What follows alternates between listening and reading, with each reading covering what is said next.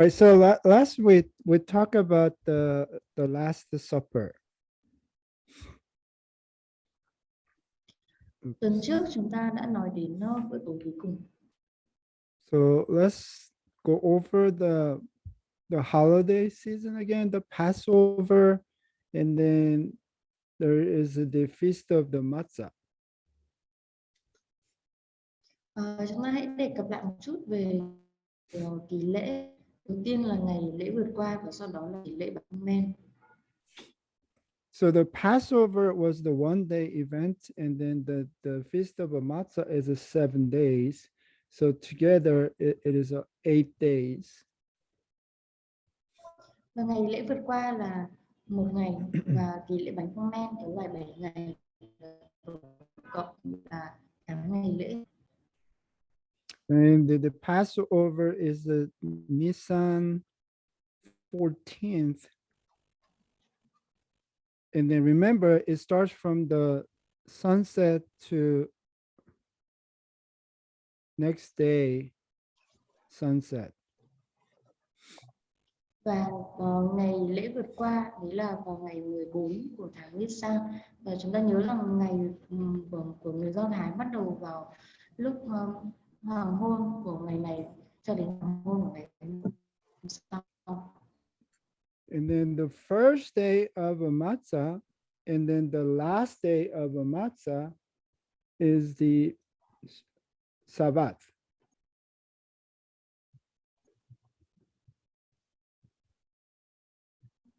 Sorry, can you repeat? The first day of a matzah and the last day of a matzah is a Sabbath. Ngày đầu tiên và ngày cuối cùng của kỳ lễ bánh không men là ngày Sa-bát. So, and then the first day of the matzah, Nisan 15th, in the evening, they have a Passover meal. This is the official Passover meal called Seder. Và ngày đầu tiên của kỳ lễ bánh không men, tức là vào cái thời điểm hoàng hôn đấy, chính là lúc mà bữa tối, bữa ăn của lễ vượt qua chính thức được gọi là Seder. So the here the Last Supper probably is not this particular Passover meal, the Seder, which is on the first day of the matzah. It's more likely on the day of a Passover, they have a meal together. Và bữa tối cuối cùng của Chúa và các môn đệ có lẽ không phải là cái bữa ăn tối của kỳ lễ vượt qua chính thức Seder này, mà là một bữa ăn mà diễn ra vào ngày lễ vượt qua. But at the time, the Passover and then the Feast of a Matzah is a sort of, it's a kind of combined. So it is a sort of Passover holiday season. So they can just use the language just like let's have a Passover together. Okay. Và ngày lễ vượt qua và kỳ lễ bánh không men đã được kết hợp lại, và người ta gọi đây là mùa lễ vượt qua. So on the night of the Passover, they have this Last Supper, okay, and then after the supper, they went out. So that's what we started today. Và vào ngày lễ vượt qua, tức là vào cái buổi lúc mặt trời lặn của ngày Nisan 14 này, thì Chúa và các môn đệ đã ăn bữa tối cuối cùng, và sau bữa tối này thì họ đã đi ra. Right. So this Matthew chapter 26 verse 31, this is probably toward the end of the Last Supper, and then suddenly Jesus told the disciples. Và tiếp tục chương số 26 Matthew đoạn câu số 31. Có lẽ đây là sau khi mà Chúa và các môn đệ đã dùng xong bữa tối, và Chúa nói với lại các môn đệ này. You will all, the meaning is he's all 12 disciples, fall away because of me this night. from this language, we can tell the loss of faith will happen suddenly. Chúa Giêsu bảo các môn đệ: đêm nay tất cả các con đều sẽ vấp ngã vì ta. Và cách diễn đạt này có nghĩa là sự mất đức tin này sẽ xảy ra một cách đột ngột. For it is written, I will strike down the shepherd, and then the sheep of the flock shall be scattered. So this part probably comes from the Zechariah chapter 13, verse 7. It says, strike the shepherd, and the sheep will be scattered. Như lời Kinh Thánh đã chép, ta sẽ đánh người chăn thì bầy chiên sẽ tan lạc. Và câu này có lẽ nó xuất phát từ Seminary đoạn số 13 câu số 7. Hãy đánh người chăn để cho bầy chiên tan lạc. Ta cũng đánh luôn ngay những con chiên bé nhỏ. So think about, imagine sort of the dinner time together. Okay, this is like sort of the Passover. This is sort of like a holiday, the meal together, right? But all of a sudden, Jesus talked about his death, for a couple of days, and now Jesus said, "You will lose even faith." Và bối cảnh lúc này đang là mùa lễ hội và mọi người đang dùng bữa với nhau, và đột nhiên Chúa Giêsu nhắc đến sự chết của Chúa và tất cả mọi người sẽ đánh mất đức tin. So the disciples probably did not understand why Jesus keep talking about this. Và có lẽ là các môn đệ sẽ không hiểu được vì sao Chúa Giêsu lại nói về điều này. But after I have been raised, so basically Jesus talked about resurrections. But how can they expect the resurrection because they don't even expect his death? Nhưng sau khi sống lại, Chúa Giêsu nói về việc Ngài sẽ sống lại, nhưng mà làm sao mà họ có thể nghĩ đến việc Chúa sống lại khi mà họ thậm chí còn không hy vọng, không nghĩ đến việc Chúa sẽ chết. And Jesus say, I will go ahead of you to Galilee. But to disciples, they don't really listen, right? Because it's not their interest. So even though Jesus mentioned, I don't think they really remember. Chúa Giêsu nói tiếp: ta sẽ đi đến miền Galilee trước các con. Và lúc này thì chắc hẳn là các môn đệ đã không thực sự lắng nghe, vì là họ đây không phải là cái mối bận tâm của họ, và họ không nhớ những điều mà Chúa đã nói. But Peter said to Jesus, even though all may fall away because of you, I will never fall away. Jesus said to Peter, truly I say to you that this very night, before a rooster crows, simply means, daybreak. So before daybreak, you will deny me 3 times. Phêrô thưa: dù tất cả sẽ vấp ngã vì thầy, con sẽ không bao giờ vấp ngã. Đức Giêsu đáp: thật, thầy bảo con, chính đêm nay trước khi gà gáy, tức là khi bình minh, con sẽ chối thầy 3 lần. Peter said to Jesus, even if I had to die with you, but do you think that Peter or other disciples finally accepted Jesus is about to die? I don't know. I mean, he just saying it, but I don't think he really accept the fact. Okay, so Peter says, I will not deny you, and all the disciples said the same thing too. Và Phêrô thưa: dù con phải chết với thầy, con cũng không chối thầy. Và tất cả các môn đệ đều nói như vậy. Có phải là đến thời điểm này thì các môn đệ cuối cùng cũng đã chấp nhận rằng Chúa Giêsu sắp chết hay không? Right, but the Luke, by the way, sort of describe this scene a little bit differently. In the Luke chapter 22, verse 31 to 33, first it says, Simon, Simon, okay?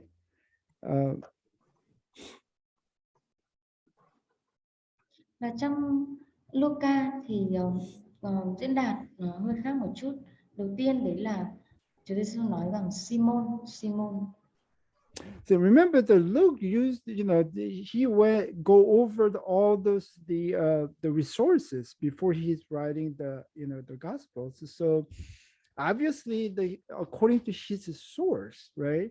Basically, he has the different like a sort of the traditions, right? It says like Jesus say, Simon, Simon. This is the Aramaic name, okay?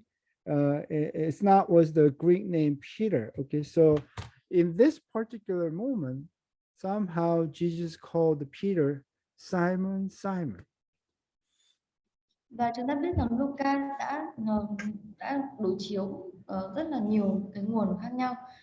Khi mà ông viết sách phúc âm thì ở tại thời điểm này bằng một cách nào đó Luca đã ghi chép Chúa Giêsu đã gọi Phêrô cụ thể đấy là Simon, Simon, và đây là một cái Simon là tên tiếng Aram và Chúa không sử dụng từ Phêrô là tên tiếng Hy Lạp. And Satan has asked to shift. So the shift is a sort of image of the violence shaking. Okay. So shift you as wit. So the meaning is that Satan has demanded to have you. Này Satan đòi sàng sẩy. Sàng sẩy là cái hình ảnh mà một cái sự rung lắc rất là dữ dội, thì Satan đòi sàng sẩy hết thảy các con như lúa mì, rồi Satan đòi có các con. But I have prayed for you, Simon, that your faith may not fail. And when you have turned back, so the language when you have turned back, meaning is he fought, he fell, right? However, when he turned back, when you regained your faith, strengthen your brothers, meaning is the other believers. Nhưng chính ta đã cầu nguyện cho con để đức tin con không bị lung lạc khi con hồi phục, có nghĩa là khi con lấy lại đức tin, hãy làm cho anh em mình, tức là các tín hữu, vững mạnh. But Peter replied, "The Lord, I am ready to go with you to prison and to death." So this is sort of the self-confident boasting.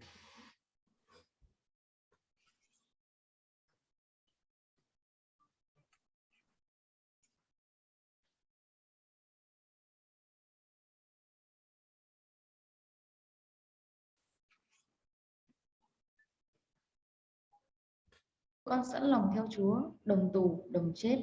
Đây là một câu nói mà có vẻ là một cái sự khoe mình về cái sự tự tin. And Jesus answered, "I tell you, Peter." Interestingly, this time is a Peter, not the Simon. Before the rooster crows today, you will deny 3 times that you know me. Nhưng Ngài đáp, Phêrô ơi, ta bảo cho con biết, hôm nay khi gà chưa gáy, con sẽ chối không biết ta 3 lần. And then Jesus came with them to a place. This is some sort of the property or place called Gethsemane. This is the Aramaic. The language. This is the word itself is Aramaic, and then the meaning is oil press. Sau đó Đức Giêsu và các môn đệ đến một chỗ gọi là Gethsemane, và từ Gethsemane là một từ trong tiếng Aram và có nghĩa là ép dầu. So said to his disciples, "Sit here while I go over there and pray." In the Mark says, almost like identical, but the Luke says, interestingly, he put there's another expression like that Jesus went out as usual. Okay, so this is not the one-time event. This is like sort of the kind of like a daily customs. Like he often go to this place. Ngài bảo họ, các con hãy ngồi đây, đợi thầy đến đằng kia cầu nguyện. Trong sách Mác cũng nói về điều tương tự như thế này, và trong sách Luca thì nói rằng Chúa ra đi lên núi Ô Liu theo thói quen. Như thế thì đây không phải là một cái hoạt động mà chỉ diễn ra một lần vào lúc này, nhưng mà là một thói quen hàng ngày, tục hàng ngày của người Do Thái. And we can know that this is a Gethsemane is in the Mount of Olive. That's what Luke says. Và thay vì đề cập đến địa điểm này là Gethsemane thì Luca nói rằng nói đó là núi Ô Liu. So this is the picture of the Mount of Olives, like from the above. This is like this is like a hillside, and this is the sort of the downside. Kidron Valley runs here. So this is the valley side. Và đây là hình ảnh về núi Ô Liu, thì chúng ta thấy đây là một khu vực rất là lớn, và phía bên trên là vùng đồi, và kéo dài cho đến phía dưới là khu vực thung lũng. So today there is a sort of the Church of All Nation on the right side, and then right next to it there is a sort of the Garden of the Gethsemane. And based on the tradition, this is the place where the Jesus prayed. Và trong hình ảnh này chúng ta sẽ thấy có hội thánh của mọi dân tộc, và bên cạnh đó chính là vườn Gethsemane, thì đây là nơi mà Chúa Giêsu thường cầu nguyện. And in the garden, there are famous like a sort of the olive tree. They say this is like a more than like a 10,000, 1,000 year old. Okay. Và ở trong vườn Gethsemane này thì có một lùm cây ô liu, và được cho là đã hơn 1.000 tuổi. In the inside of the church, there is sort of the bedrock, and based on the tradition, this is where the Jesus is believed to have prayed. Và bên trong nhà thờ này thì có một nền đá, và nơi đây được cho là nơi mà Chúa Giêsu đã cầu nguyện. But this is the tradition. We don't know whether that's the real, the same rock or not. Nhưng mà đó là theo truyền thống, còn chúng ta không được biết đây có phải là nơi mà Chúa Giêsu đã cầu nguyện hay không. So, but for this part, the Apostle John gave the better sort of the detail descriptions. So let's go to the book of John. Và trong phần này thì sứ đồ Giăng đã cho chúng ta thêm một vài chi tiết, nhưng chúng ta sẽ kết nối với phần trong sách Giăng. So this is the John chapter 18. Oops. When Jesus had spoken these words, meaning is all the in the Last Supper, he went out from Jerusalem now, and then he went forth with his disciples over the valley of the Kidron, and then where there was a garden. He's talking about garden. Sau khi cầu xin những điều này, tức là trong bữa tối, sau bữa tối cuối cùng, Ngài đi ra từ Jerusalem. Đức Giêsu cùng các môn đệ băng qua khe Kidron, tại đó có một khu vườn. Sứ đồ Giăng đề cập đến nơi này là một khu vườn. So the garden in Greek, this is a kapos. It is a general term. Okay, it's more accurately translated as a sort of the cultivated land. Okay, so and then it says in which the meaning is this the cultivated area. He entered with the disciples. So somehow, according to John, the Jesus and the disciples enter into some sort of the place. Và cái khu vườn này trong tiếng Hy Lạp thì là một cái danh từ nói chung thôi, và được dịch chính xác hơn là một dải đất sử dụng để trồng trọt. Ngài và các môn đệ vào khu vườn, tức là vào cái khu vực được trồng trọt này. Như thế thì theo miêu tả của Giăng thì Chúa Giêsu và các môn đệ đã đi vào một nơi. And now Judas also, who was betraying Jesus, knew the place. Why? Because the Jesus had often met there with the disciples. That's what Luke says, right? He went to this place sort of as usual. Tên phản bội Juda cũng viết chỗ này vì Chúa thường họp với các môn đệ tại đó. Và đây là lý do vì sao mà Luca cũng đề cập đến điều tương tự, đấy là Chúa Giêsu đến đây như thường lệ. In the after prayer, Jesus, knowing that all that was going to happen to him, so Jesus went out, most likely out from the garden, and asked them, like, who is it you want? Đức Giêsu đã biết mọi việc sắp xảy đến cho Ngài nên bước ra từ khu vườn và hỏi họ, các người tìm ai?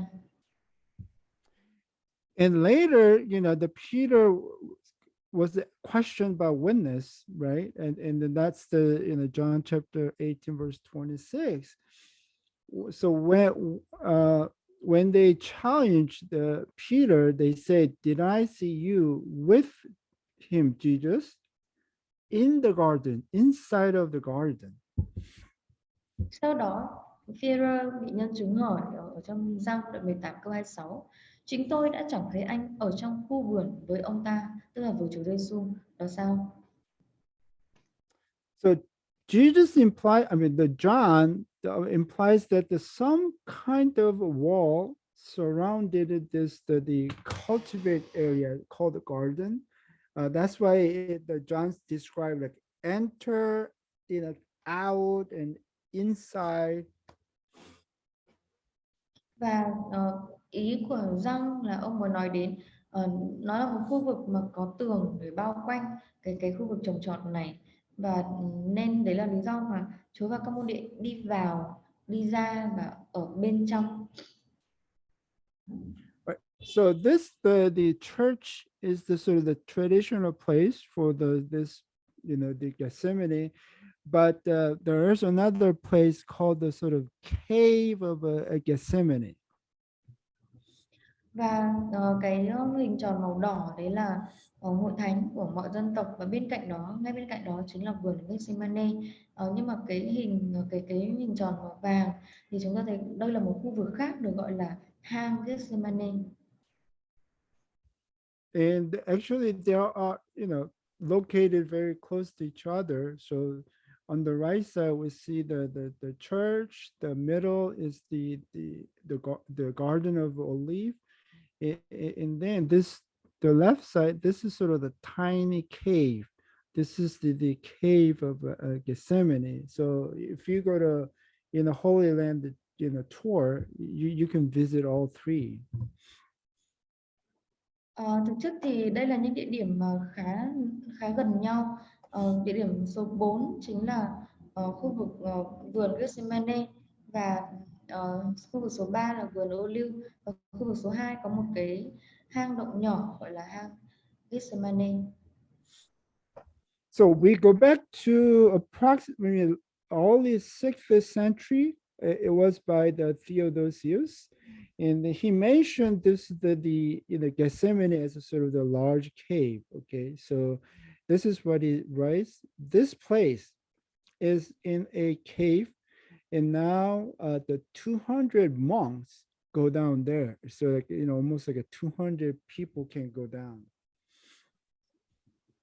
Và trong một ghi chép vào thế kỷ thứ 6 bởi Theodosius thì có đề cập rõ ràng đến Gethsemane là một hang động lớn, và ông viết rằng nơi này ở trong một hang động, và bây giờ 200 tu sĩ đi xuống đó. So on the right side, it shows the sort of the plan of this sort of the cave inside. Okay, but the thing is, this original entrance, the original cave entrance was sealed, and then they make the new entrance. Okay, so this is the artificial entrance. Và hình ảnh ở bên tay phải đấy là sơ đồ hang Gethsemane, và chúng ta thấy có một cái địa điểm là lối vào hang vào thời kỳ ban đầu, nhưng mà đã bị bịt kín, và có một cái lối vào khác ngày nay, và đây là lối vào chính thức hiện tại. And this is this picture of inside the cave, Và đây là hình ảnh ở bên trong hang. And but interestingly, this cave has a place to attach the beam of olive oil press to the wall. So this is the typical like the oil press system on the right side. I'm gonna explain. Một điều thú vị đấy là hang này có nơi để gắn một cái cây xà ép dầu ô liu vào trên tường, và cái hình ảnh nhỏ ở bên tay phải chúng ta thấy là đây chính là cái cách thức mà họ ép dầu vào ngày xưa. So there is sort of the central the kind of beam, okay, and then you put this beam on the wall. Và về căn bản thì chúng ta thấy là có một cây xà, và cây xà này được gắn vào tường. And then you placed all the crushed olive kind of in the middle here, and then you hang the weight on the other side, okay, most like the stone weight. So it gives like a pressure down. Và chúng ta thấy những cái túi dầu, những cái túi quả ô liu được đặt ở bên dưới cây xà này, và ở đầu bên kia của cây xà thì có treo những cái cân, chủ yếu là những cái khối đá nặng để tạo áp lực và để tạo áp lực trên cây xà này. And because of this pressures, all those oil comes out from this basket and then collected into the stone, sort of the collection, Và sort of like a place. nhờ áp lực mà dầu từ các quả ô liu đã được ép ra, và ở bên dưới đấy thì khi mà dầu chảy ra thì được chứa ở trong những cái đồ chứa bằng đá này. So interestingly, the sort of the red and then gold curtain, okay, that covers the opening for the olive press. The meaning is this one. Và bức màn màu đỏ và vàng che lối vào hầm ép dầu ô liu, tức là một cái đầu của một cái đầu mà cái xà được gắn vào trong tường. And also we can see that there is some sort of the gutter structure, right? You see where the olive oil comes down to be Và chúng ta cũng collected. thấy có một cái rãnh nước, tức là đây là chỗ mà khi dầu ô liu chảy ra thì nó chảy theo cái rãnh này. So, I mean, we don't know whether this cave is the kind of place, but the bottom line is like the Gethsemane, the meaning is the oil press, and then the on the Mount Olive we can find the similar places. Và đây là những cái dự đoán ở tại khu vực hang Gethsemane này, và nhưng tuy nhiên thì ở tại khu vực núi ô liu thì chúng ta cũng có thể tìm được một vài cái hang mà có những cái cấu trúc sử dụng để ép dầu như này, bởi vì Gethsemane có nghĩa là ép dầu. Right, and Jesus took with him the Peter and then the two sons of Zebedee, who is the James and John, and began to be grieved and then distressed. Ngài dẫn theo Phêrô và hai con trai của Zebedee, tức là Gia-cơ và Giăng. Ngài tỏ ra buồn rầu và sầu não. Then Jesus said to them, "My soul is deeply grieved to the point of death. Remain here and then keep watch with me." And he went a little beyond them and then fell on his face and prayed, saying, "My Father, if it is possible, let this cup pass from me." All of a sudden, he's talking about the cup. What cup is he talking about? Rồi Ngài bảo họ, linh hồn thầy đau buồn cho đến chết, hãy ở đây và thức tỉnh với thầy. Đi thêm vài bước, Ngài quỳ gối sấp mặt cầu nguyện, lạy Cha, nếu có thể được, xin cho chén này lìa khỏi con. Chúa Giêsu đang nói về chén nào?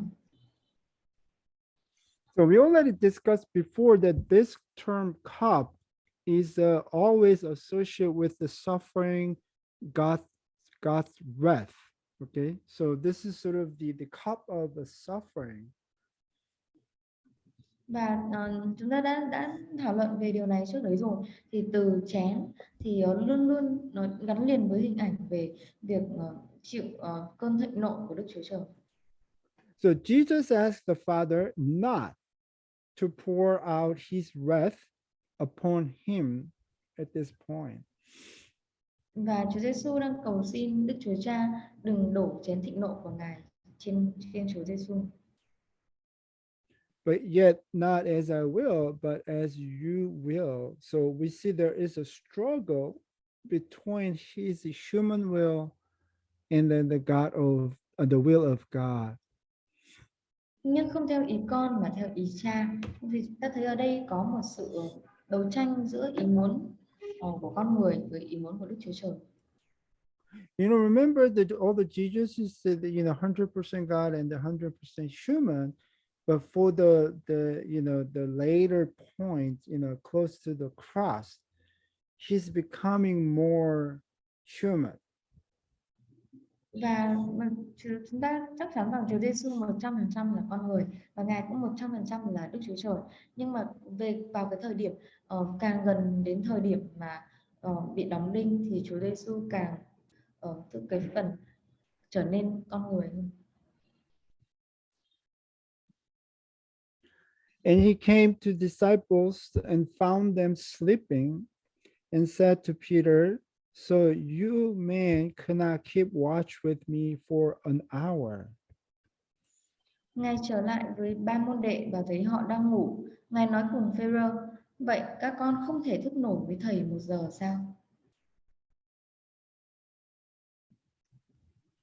Keep watching and praying that you may not enter into temptation. The spirit is willing, but the flesh is weak. Jesus talk about the temptation here. Hãy tỉnh thức và cầu nguyện để các con khỏi xa vào trước cám dỗ. Tâm linh thì mong muốn nhưng thể xác lại yếu đuối. Chúa Giêsu nhắc đến sự cám dỗ ở tại đây. I mean, what kind of temptation he's talking about? Ngài đang nói đến sự cám dỗ nào? Remember, Jesus already sort of warned them, like I say, you're going to lose your faith this night. Và Chúa đã nói đến việc mất đức tin ở trước đó. But they don't realize how serious that is. Nhưng mà các môn đệ không nhận ra việc này nghiêm trọng đến mức nào. So Jesus went away again a second time and prayed and saying, my Father, if this cannot pass away unless I drink it, your will be done. Đức Giêsu lại đi cầu nguyện lần thứ hai. Lạy Cha, nếu chén này không thể tránh được và con phải uống thì xin ý Cha được nên. Again, he came and found them sleeping, for their eyes were heavy. This is what the Matthew says. They were sleeping because their eyes were heavy.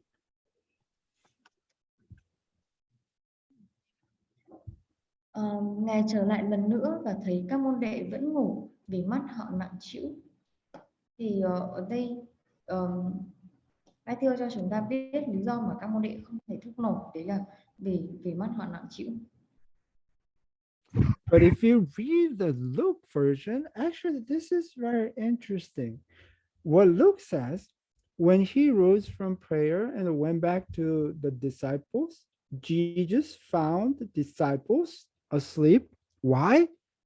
Exhausted from sorrow.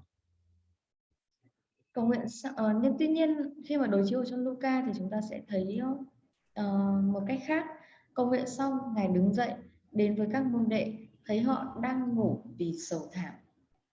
So what sorrow? Thì sự sầu thảm nào? At least based on the Matthew, we don't see any sort of the sorrow from the disciples, right? They don't realize what's going on, and then they just keep sleeping because this is simply kind of tired. Ờ, Theo ghi chép của Matthew thì chúng ta không thấy sự sầu thảm nào ở đây, vì thực sự thì họ cũng chưa hiểu điều gì sẽ xảy ra và họ ngủ bởi vì là họ mệt. So I don't know how the Luke, pick up this from sorrow. I mean, I'm sure the Luke has some, the resources, the sources, to write this, but it is just interesting. Nhưng mà Luca thì lại đề cập đến vì sầu thảm và chắc chắn là Luca có những nguồn để ông viết điều này, nhưng mà chúng ta cũng không biết vì sao. Đây là một chi tiết khá thú vị.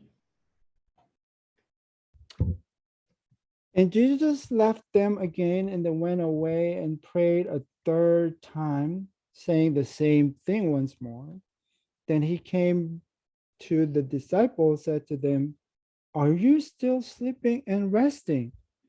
Behold, the hour is at hand, the hour is near, and the Son of Man is being betrayed into the hands of sinners." Ngài để họ đó và lại đi cầu nguyện lần thứ ba, Ngài xin đi trước. Sau đó Ngài trở lại với các môn đệ và bảo: Bây giờ các con vẫn ngủ và nghỉ sao? Này, đã đến giờ con người bị phản nộp vào tay những kẻ tội ác. It was a Jewish tradition that to ask for something three times indicated a sincerity or earnestness. Okay, so this is important to Matthew that Jesus prayed it three times. That means like he did all he could do. Và một truyền thống của Do Thái đấy là việc hỏi hoặc cầu xin điều gì đó ba lần thể hiện sự chân thành và lòng tha thiết.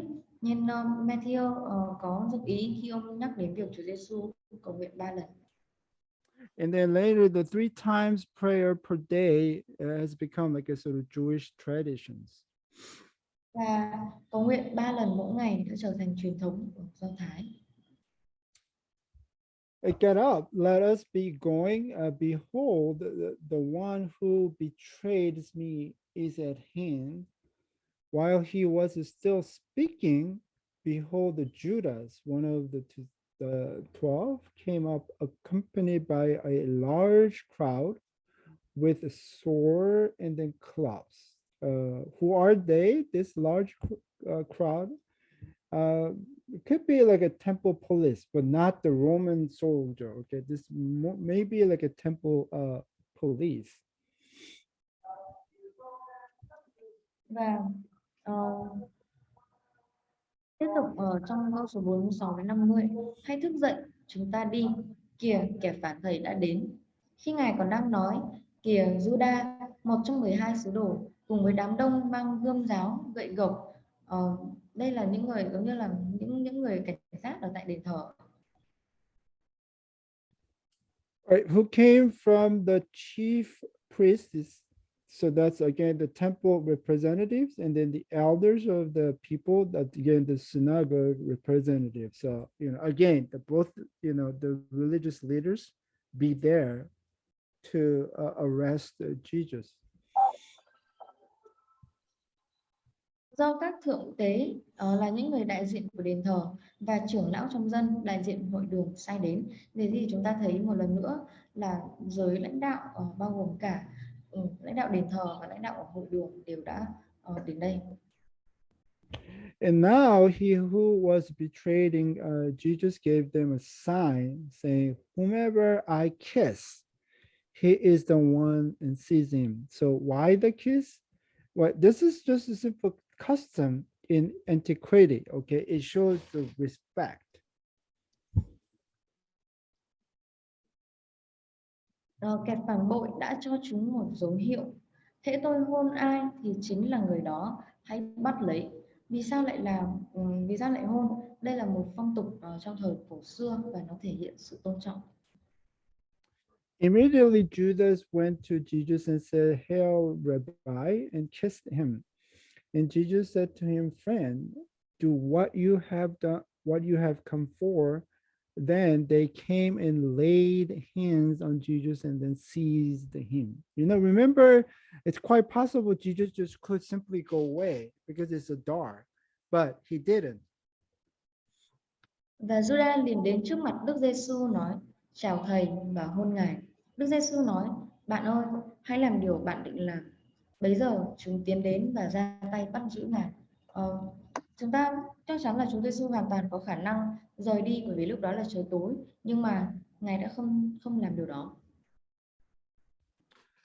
And behold, one of those who were with the Jesus reached and then drew out his sword and struck the slave of the high priest and cut off his ear. So apparently, one of Jesus' the disciples had the sword.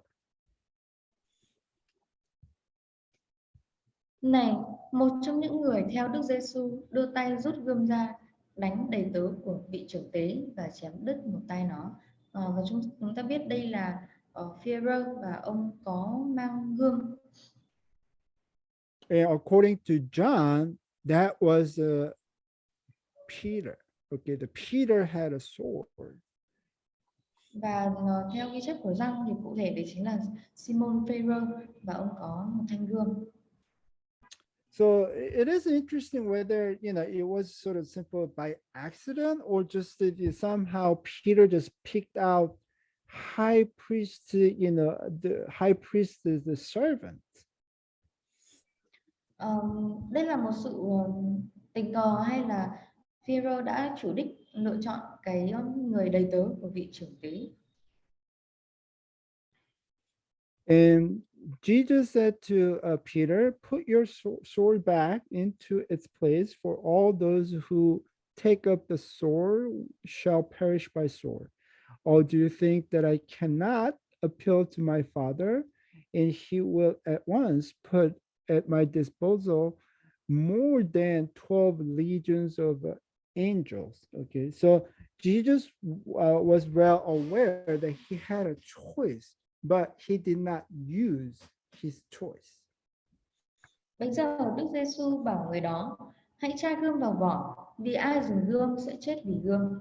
Các con tưởng rằng ta không thể xin cha ta và ngài sẽ cấp ngay cho ta hơn 12 đạo thiên binh sao? Chúa Giêsu biết rõ ngài có lựa chọn nhưng mà ngài đã không lựa chọn điều đó. So the interesting why Peter had a sword at this time. I mean, Và thú vị là vì sao Phêrô lại có gươm ở thời điểm này? So according to Luke, at the Last Supper, there was another conversation. Và theo ghi chép của Luca thì chúng ta có thêm các chi tiết.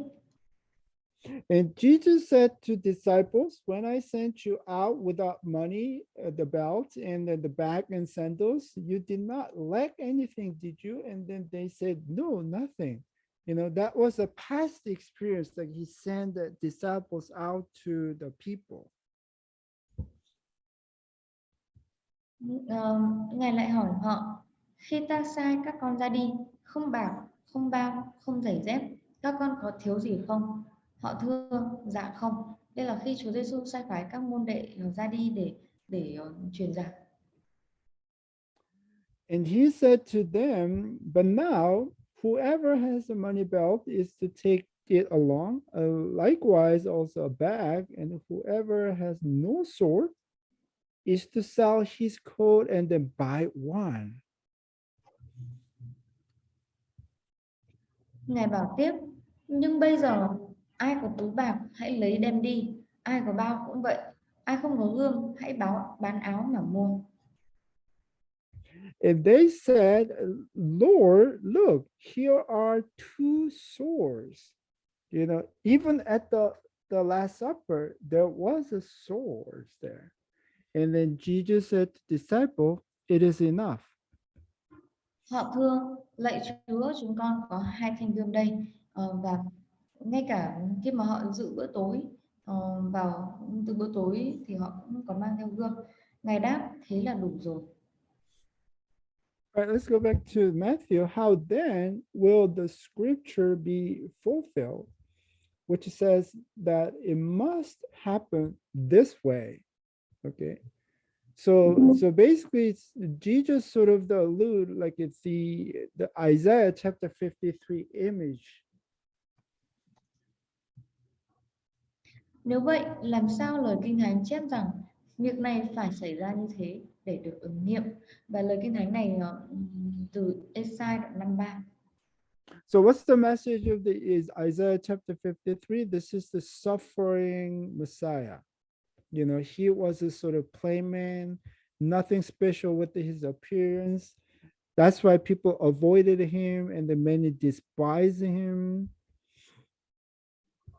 Và sứ điệp chính của Ê-sai 53 thì chính là để đấng cứu thế chịu khổ. Ngài là một người mộc mạc chất phác, không có gì đặc biệt về ngoại hình của Ngài. Mọi người tránh Ngài và thậm chí nhiều người còn khinh bỉ Ngài. Like any other human beings, he suffered the sorrow and pain, and he would be crushed and wounded not for anything wrong that he did, but for all the wrong that we have done. Giống như những con người khác thì Ngài cũng chịu đau khổ và Ngài biết sự đau ốm. Ngài bị chà đạp và bị thương, nhưng không phải bởi vì sự sai phạm nào của Ngài, mà vì tất cả những điều sai trái mà chúng ta đã làm. At the time, Jesus said to crowds, have you come out with the swords and clubs to arrest me as you would against a robber? Every day I used to sit in the temple teaching, and you did not seize me, right? Because, you know, Jesus was sitting whole day and then teaching, and then they don't come to arrest her, but now they come at night with the swords and then clubs. Lúc ấy Đức Giêsu bảo đám đông, các người đem gươm giáo, gậy gộc đến bắt ta như bắt kẻ cướp sao? Hàng ngày ta ngồi dạy dỗ trong đền thờ mà các người không bắt ta. Và rõ ràng là Chúa Giêsu đã ở trong đền thờ, Ngài giảng dạy ở ban ngày ở trong đền thờ, nhưng mà họ không đến để bắt Chúa vào thời điểm đó. Nhưng bây giờ là vào buổi tối, họ lại đến mang gươm, mang giáo, gậy gộc đến và bắt Ngài. But all this has taken place to fulfill the scriptures of the prophets. You know, the one example was what we just read in the Isaiah chapter 53, the suffering Messiah.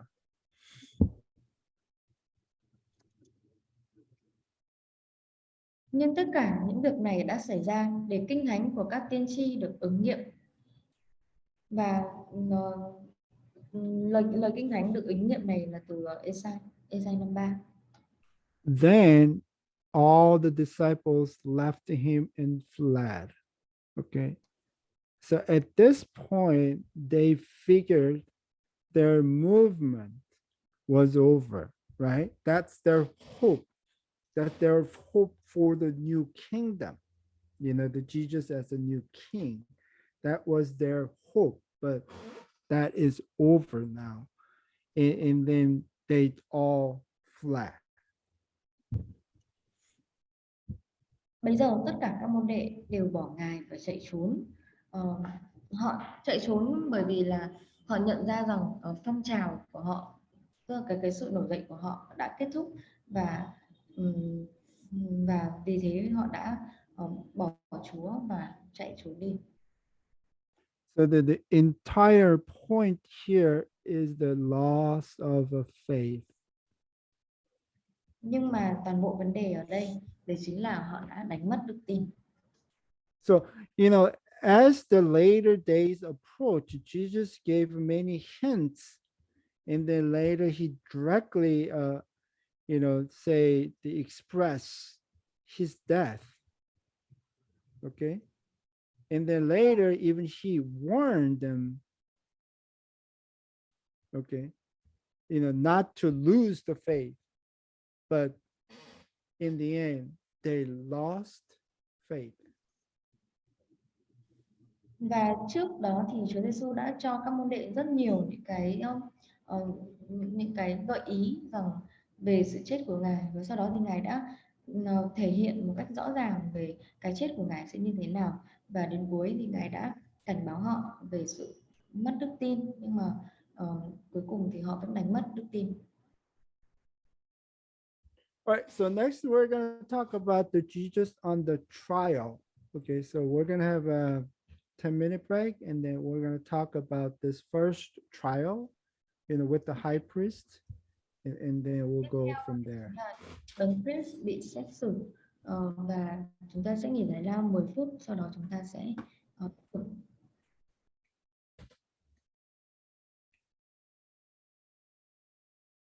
All right, so the first trial was on the before the high priest.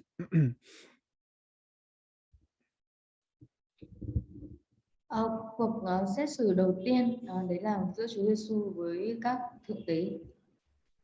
So we're going to pick up from Matthew chapter 20, verse 57. Those who had seized Jesus led him away to Caiaphas, the high priest, where the scribes and the elders were gathered together. So they were sort of kind of like waiting, waiting for Jesus.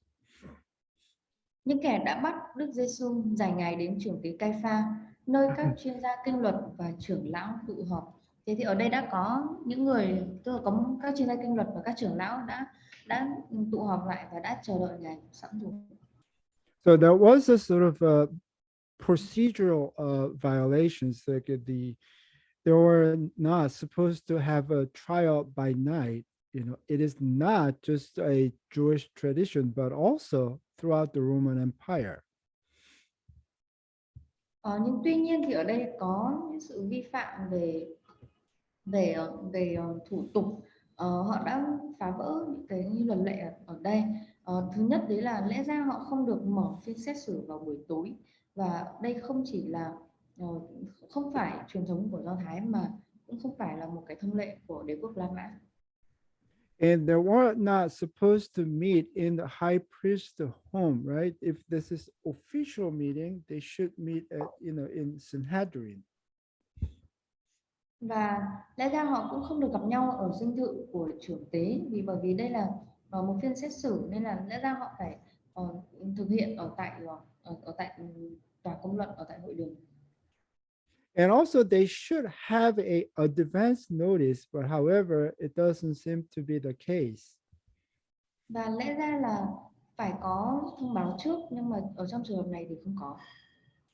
So perhaps only those who would support the verdict were invited, whoever, the agree with the high priest, they just only those people are gathered. Có lẽ chỉ có những ai ủng hộ phán quyết này mới được mời tới, những người mà ủng hộ thượng tế này. We don't know how late it is, right? Because let's say that, dinner, runs maybe, I don't know, maybe like I say 6 to 9 p.m. And then prayer goes to maybe until maybe 11 or 12. I don't know, but it has to be very late night. But they gathered and then just wait for Jesus. Chúng ta cũng không biết là thời điểm này thì đã muộn như thế nào rồi. Có thể dự đoán một chút đấy là dùng bữa tối thì có thể từ 6 giờ đến 9 giờ, sau đó thì Chúa đi cầu nguyện, có lẽ là cũng phải đến tầm 11 giờ, 12 giờ. Tôi cũng không biết chính xác, nhưng mà chúng ta sẽ hiểu là cái cuộc xét xử này diễn ra vào buổi đêm tối rất là muộn. But Peter was following Jesus at a distance, as far as the courtyard of the high priest, and entered in and sat down with the officers to see the outcome. So he wants to know, what's gonna happen. Phêrô theo ngài ra xa cho đến sân nhà vị trưởng tế. Ông vào trong sân và ngồi chung với đám cảnh vệ để xem kết cuộc ra sao. Phêrô cũng muốn biết điều gì sẽ diễn ra. Now the chief priest and the whole council kept here it says, although it says that the whole council, it doesn't mean the whole entire member of the Sanhedrin, the council. Okay, this is only selected, the member of the councils. Các thượng tế và cả hội đồng. Mặc dù ở đây nói rằng cả hội đồng nhưng mà không phải là tất cả các thành viên của hội đồng công luận, mà là chỉ có những người đang có mặt ở tại đó vào thời điểm đó. So they kept trying to obtain false testimony against the Jesus so that they might put him to death. This is their goal, okay? The goal is already determined. Các thượng tế và cả hội đồng tìm chứng dối vu cáo Đức Giêsu để xử tử ngài. Và đây là mục đích của họ. Mục đích của họ đấy là để Chúa Giêsu phải bị chết. But they did not find any, even though many false witnesses came forward. But later on, 2 came forward. But according to the Mark, again, it says that their testimony was not consistent. That's the point. What they're saying is not consistent. Nhưng họ không tìm được, mặc dù có nhiều người đứng ra làm chứng dối, sau cùng có 2 người đến. Và trong Mác thì cho chúng ta biết rằng lời chứng của họ không hợp nhau. So if you cannot find a reliable witness, the case should have been thrown out. But that's not what happened here. Và khi mà bạn không thể tìm được bằng chứng xác đáng thì cái vụ án đấy sẽ bị hủy bỏ, nhưng mà điều đó nó không diễn ra ở tại đây. So the later on 2 came forward and said, this man of Jesus said, I am able to destroy the temple of God and then to rebuild it in 3 days. Okay, but here in the Jewish tradition, saying anything against the temple was considered as bad as saying something against the God. Và ở tại đây thì họ nói rằng tức là sau cùng có 2 người đến và nói rằng người này nói ta có thể phá đền thờ Đức Chúa Trời rồi xây lại trong 3 ngày. Thì theo truyền thống của Do Thái thì việc nói điều gì chống nghịch lại đền thờ sẽ được coi là nghiêm trọng như là nói điều gì đấy chống nghịch Đức Chúa Trời. But according to Mark, not even in this respect was their testimony consistent. Okay, even for this one statement, their testimony was not consistent. Và theo Mark đoạn 14 câu số 58 59 thì ngay cả cái lời chứng đấy của họ cũng không có hợp nhau. The high priest stood up and said to Jesus, do you not answer? What is it that these men are testifying against you? But Jesus kept silent. And then the high priest said to Jesus, I adjure you by the living God that you tell us whether you are the Christ, the Son of God. Interestingly, in the Mark, it doesn't say the Son of God, it says Son of the Blessed One. But this is the typical sort of the substitute for the divine name. They don't name the God, so they use a different expression, blessed one. Vị trưởng tế đứng dậy bảo ngài, anh không đáp lại những lời tố cáo của những người này sao? Nhưng Đức Giêsu vẫn im lặng. Vị trưởng tế tiếp, nhân danh Đức Chúa Trời hàng sống, ta truyền lệnh cho anh phải khai rõ. Anh có phải là Chúa Cứu Thế, con Đức Chúa Trời không? Và trong Mác 14 câu 61, nhưng ngài im lặng không trả lời chi cả. Vị trưởng tế lại hỏi, anh có phải Chúa Cứu Thế, con Đức Chúa Trời phước lành không? Đây là một cái tên gọi khác để chỉ đến danh thánh. So the key question is whether the Jesus is the Messiah and then the Son of God. That's the key question. Và câu hỏi chính ở đây đó chính là Chúa Cứu Thế có phải Chúa Giêsu có phải là Chúa Cứu Thế, là con của Đức Chúa Trời hay không? So Jesus said to high priest that you have said it yourself. So this is sort of the Jewish expression of the affirmation, meaning it's a yes. Nonetheless, I tell you, and Jesus add more than yes. Đức Giêsu trả lời như ông đã nói đó, đây là cách nói để xác nhận của người Do Thái. Hơn thế nữa, ta nói với các ông.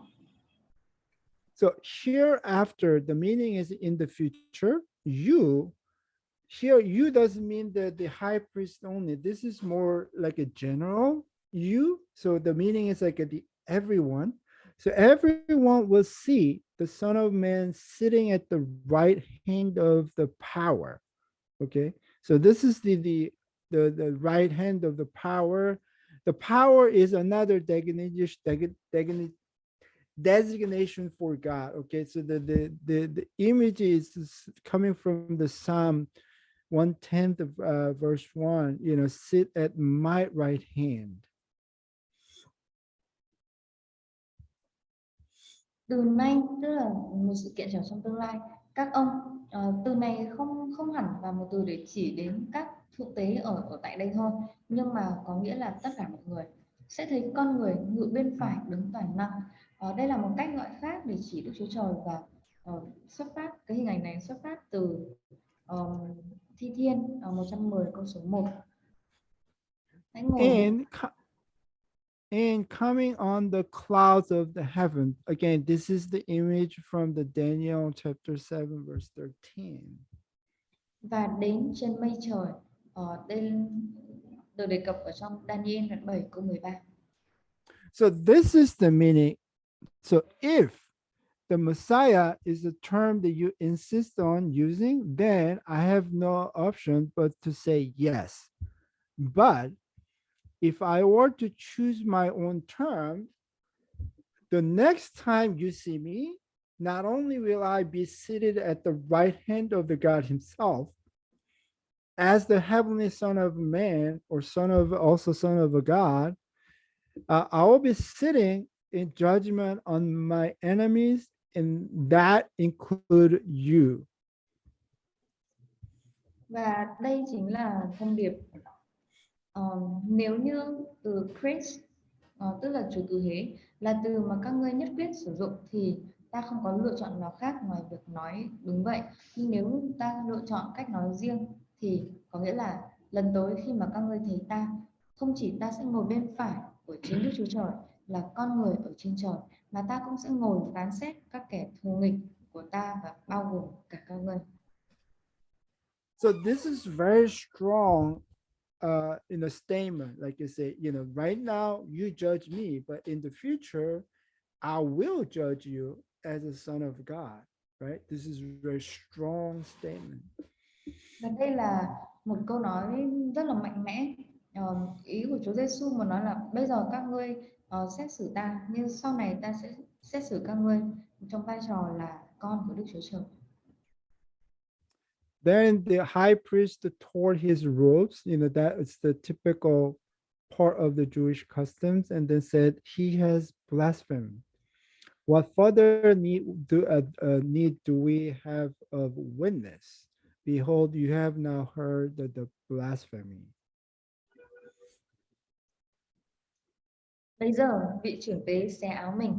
Đây là một phần phong tục Do Thái mà nói nó đã phạm thượng. Chúng ta cần gì nhân chứng nữa? Quý vị vừa nghe lời phạm thượng đó. Finally they found the perfect reason to put him on death, right? Because that was the blasphemy. Đây là một cái lý do hoàn hảo để mà đẩy Chúa Giêsu vào cái chết, bởi vì họ quy tội cho Chúa Giêsu đấy là phạm thượng. What do you think? They answered, he deserved death.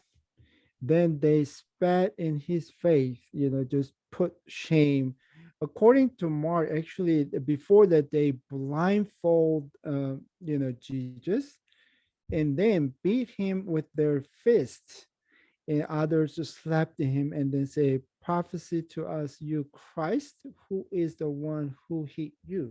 This is sort of the mocking, you know. Quý vị nghĩ sao? Họ trả lời, hắn đáng tội chết, chúng nhổ vào mặt ngài. Đây là một sự sỉ nhục, đánh ngài, cũng có kẻ vả ngài. Chúng nói, hỡi Chúa cứu thế, hãy nói tiên tri xem ai đã đánh ông. Và trong sách Mác đoạn 14 câu 65 thì có nói rằng họ che mặt ngài. So this is only the beginning of the mocking. Okay, so this mocking will be even bigger and greater as he goes more trial and then more to the cross. Và đây mới chỉ là khởi đầu thôi. Và dần dần tiến trình thì ngài sẽ còn phải chịu cái sự ngài phải chịu cái sự khổ nạn hơn nữa, và khi mà cái cuộc xét xử này bắt đầu diễn tiến. And now Peter was sitting outside in the courtyard, and a servant girl came to Peter and said, "You two were with the Jesus the Galilean." I mean, how did they know that Peter was a Galilean? Bấy giờ Phêrô ngồi ngoài sân, một tớ gái đến nói, ông cũng là người theo Giêsu người Galilee. Vì sao họ lại gọi Chúa Giêsu, hay là họ biết Chúa Giêsu là người Galilee? But he denied it before them all, saying, "I do not know what you are talking about." See, this is the public denial, right? This is not just personal. This is a public denial. I do not know. Nhưng Phêrô chối trước mặt mọi người, tôi không hiểu chị nói gì. Đây là một cái lời từ chối công khai, không phải là chỉ là của cá nhân nữa, nhưng mà trước mặt tất cả mọi người, tôi không biết. Here, there are remarkable contrasts. Remember the Peter outside, warming himself by the fire, and Jesus inside being be investigated. Ở đây có một cái sự tương phản rất là rõ nét. Phêrô đang ở ngoài sưởi ấm và bên đống lửa. Chúa Giêsu ở bên trong đang bị chất vấn. The Peter outside being challenged by the weakest, the least influential Jewish person in Israel, female servant, but Jesus inside being criticized by the most powerful Jewish individual in Israel, the Jewish high priest. Và Phêrô ở ngoài thì bị thách thức bởi một người Do Thái yếu nhất và ít sự ảnh hưởng nhất ở trong Israel, là một tớ gái. Nhưng Chúa Giêsu ở bên trong thì bị chỉ trích bởi người Do Thái quyền lực nhất ở trong Israel, để chính là thượng tế Do Thái. And Jesus inside hanging tough, telling the truth, but the Peter outside frightened and then lying. You see the very remarkable contrast. Chúa Giêsu ở bên trong dù tình thế khó khăn, ngài vẫn giữ được vị thế và ngài nói ra sự thật. Peter ở ngoài thì hoảng sợ và nói dối. Sự tương phản rất rõ. When he had gone out to the gateway, another servant girl saw Peter and said to those who were there, "This man was with the Jesus Nazareth." And again, Peter denied it with an oath. Remember the making an oath in the Jewish world invokes the God's name. That's why, remember that Jesus said, do not make oath. But now here, Peter denied with an oath, "I do not know Jesus." Khi ra đến cổng, một tớ gái khác thấy Phêrô. Cô nói với mấy người ở đó, người này cũng theo Giêsu người Nazareth. Ông lại thề mà chối. Vì lời thề ở trong văn hóa Do Thái là một sự cầu khẩn danh của Đức Chúa Trời, nên đấy là lý do vì sao mà Chúa Giêsu nói rằng đừng thề gì cả. Nhưng mà ở đây Phêrô vừa thề vừa chối Chúa. A little later, the bystander came up and then said to Peter, surely you two are one of them, for even the way you talk, okay, gives you away, right? How did they know Peter is from the Galilee? Because of his accent, right? It's just like I say, I heard like the accent from the Hanoi and the Ho Chi Minh, it's different, right? So you can tell whether you're from the Hanoi or Ho Chi Minh. It's the same thing, whether you are Judean or the Galilean.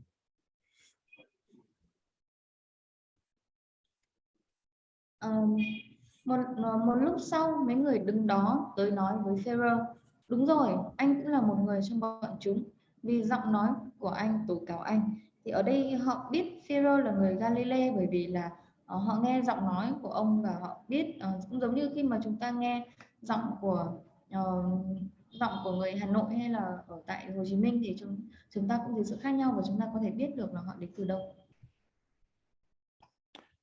Then Peter began to curse and swear, another oath, but now on the top of the oath, he made a curse. I do not know Jesus. See, Peter no longer confessed the Lord publicly.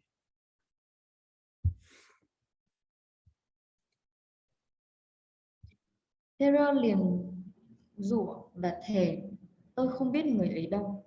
Phêrô không còn xưng nhận Chúa nữa. Jesus warned, like I say, you have to pray, not to fall into temptations. I think that this is the temptation Jesus meant, like, but sadly, the Peter failed here. Tôi nghĩ đây là cám dỗ mà Chúa Giêsu đã nhắc đến. Nhưng mà đáng tiếc thay là Phêrô đã sa vào cám dỗ ấy. And immediately a rooster crowed. And Peter remembered the word which Jesus had said, before a rooster crows, you will deny me 3 times. Okay. So the rooster crows means this is like a really early morning, right?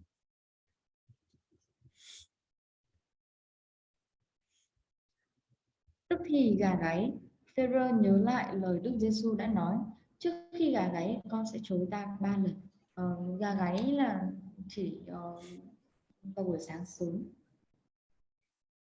So Peter went out and wept bitterly. So at least he showed the first step toward the repentance. He wept bitterly. Ông đi ra ngoài khóc lóc đắng cay. Đây là ít nhất là bước đầu thì ít nhất là Phêrô đã thể hiện những cái bước đầu tiên dẫn đến sự ăn năn của ông. Remember, the Peter had only hours ago boasted that he was willing to die with the Lord if necessary. But when he was not even threatened with the death, it was enough for him to just lose courage. Và Phêrô chỉ trước đó 1 giờ thôi, ông còn rất là tự tin và ông khoe rằng ông nếu mà ông sẵn sàng chết với Chúa nếu cần, nhưng mà khi ông bị cái chết đe dọa thì điều đó đã đủ làm ông đánh mất đi sự can đảm. All right, so that's the end of the chapter 26, and then now the goes to chapter 27. It continues, okay? So Đó là kết thúc của chương số 26. Chúng ta sẽ tiếp tục cái chương 27. all right, chapter 27, verse 1. Now, when morning came, okay, remember the chapter 26, it ends with the rooster crowed, right? That means that the morning came. All the chief priests and the elders of the people comfort together. Okay, so this is sort of the now becomes more official meeting. Matthew 27 câu số 1. Sáng sớm hôm sau, tất cả các thượng tế và trưởng lão trong dân bàn mưu để giết Đức Giêsu. Đây là cuộc gặp lần thứ hai của họ. Remember that the first meeting was the only selected member, but this is the second meeting now that includes the entire Sanhedrin. But remember, this meeting is not about determining Jesus' guilt or what his sentence should be. The sentence is already decided, put him to death. Cuộc gặp đầu tiên đã diễn ra và chỉ có một vài thành viên của tòa công luận thôi. Và cuộc gặp thứ hai này đã bao gồm cả hội đồng công luận, và mục đích của cuộc gặp thứ hai này không phải là để quyết định xem là Chúa Giêsu đã mắc tội gì hay là bản án nào ngài phải chịu. So this meeting, it was how to be certain that the Jesus will be put to death at the hands of the Romans.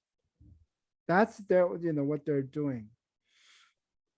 Nhưng mà mục đích của cuộc gặp thứ hai này đấy chính là họ muốn tìm ra cách thức để mà có thể chắc chắn rằng Chúa Giêsu phải chịu chết ở dưới tay của người La Mã. So here it says all, the all members, like I say, against the Jesus, but we're not so sure because part of the Sanhedrin member, what that was the Joseph, the Arimathea, and then Nicodemus, they possibly, voted, against his death. But simply the language, here it says basically all, but that doesn't mean that 100%, sort of like they agree, for the Jesus death. Ở đây thì nói đến tất cả các thượng tế và tức là tất cả các thành viên của hội đồng công luận đều đều muốn Chúa Giêsu phải chết, nhưng mà tức là cái từ tất cả này thì mang nghĩa 100%, nhưng mà có lẽ là có một vài thành viên ở trong hội đồng công luận này không có đồng ý, ví dụ như là Joseph ở thành Arimathea hay là Nicodem có lẽ đã bỏ phiếu để chống lại việc xử tử Chúa. And this is sort of this is like a model. It was built in the sort of the Israel museum. This is sort of the model for the first century the Jerusalem.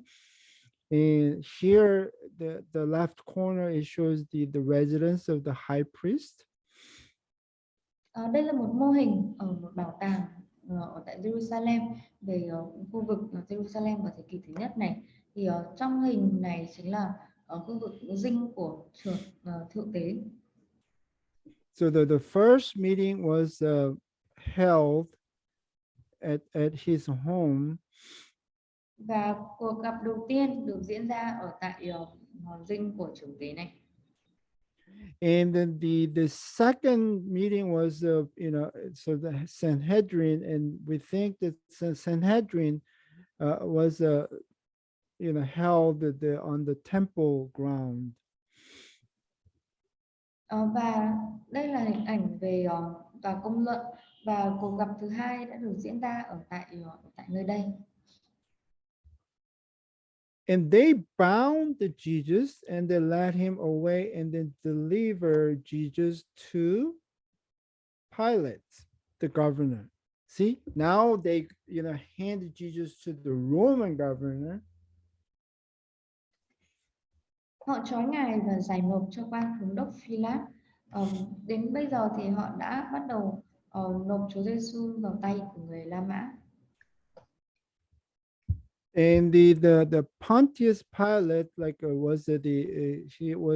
he ruled from like a 26 to 36 AD. According to the record, he was kind of cruel man who hated the Jews, and he ordered the sort of the execution of the many Jews without the benefit of a trial, and then also nearly always by crucifixions. Và Bosophilat cai trị từ năm 26 đến 36 sau công nguyên. Ông là một người độc ác, ông ghét người Do Thái. Ông đã ra lệnh xử tử vô số người Do Thái mà không cần xét xử và gần như luôn bằng hình thức đóng đinh.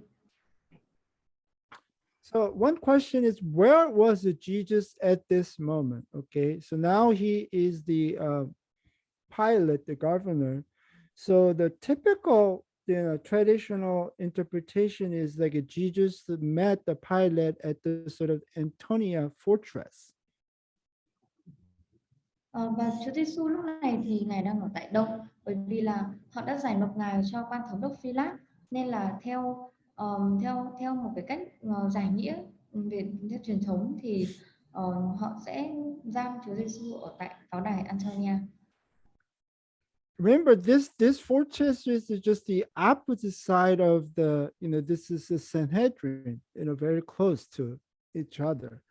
But the problem is the time. It was very early in the morning. Và pháo đài này thì ở ngay đối diện tòa công luận luôn, rất là gần. Nhưng vấn đề ở đây đấy là về thời gian. Lúc này là mới là sáng sớm. Right. So, this is on the right side on the map. It shows where is the temple, and it shows sort of the Jerusalem city on the left side.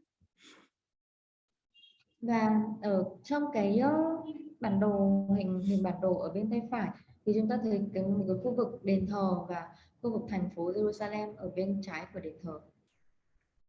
So basically, the Jerusalem is surrounded by two valleys. One is the Kidron Valley, and then the left is a Hinnom Valley. Và ở Jerusalem được bao quanh bởi hai thung lũng, thứ nhất là thung lũng Kidron và thứ hai là thung lũng Hinnom. So on the Kidron Valley side, there is a temple, and then on the Hinnom Valley side, there is a so-called the western part of the city. Và ở bên khu vực thung lũng Kidron là đền thờ, và ở tại khu vực thung lũng Hinnom đấy là khu vực ở phía tây của thành phố. And this western side of the city is also divided by the upper city and the lower city, upper city and the lower city. And then the relatively, so the rich people stay in the upper city, and the relatively poor people stay on the lower city. Và ở tại khu vực phía tây thành phố này thì cũng chia làm hai phần. Khu vực thành phố ở bên giống như là khu vực ở bên trên và một khu vực ở bên dưới của thành phố, thì những người giàu có sống ở khu vực cao này và những người nghèo thì sẽ sống ở khu vực thấp. So in this picture, those like a green wall shows the sort of the old city walls, and it also remain as of today too. Và hình ảnh này chúng ta thấy cái bức tường màu xanh ấy, thì đây là cái hình ảnh bức tường cổ mà vẫn còn cho đến ngày nay. And on the left side, that's the house of the high priest. Và ở bên trái này chính là nhà của thượng tế. And then the right side, there is a Sanhedrin, and then there's this Antonia fortress. Và ở bên phải kia chính là khu vực tòa công luận, và đối diện đấy là pháo đài Antonia.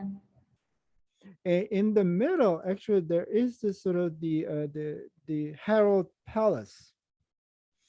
Và ở giữa này, ở khu vực trung tâm, ở khu vực trung tâm này thì chính là lâu đài cung điện của Herod.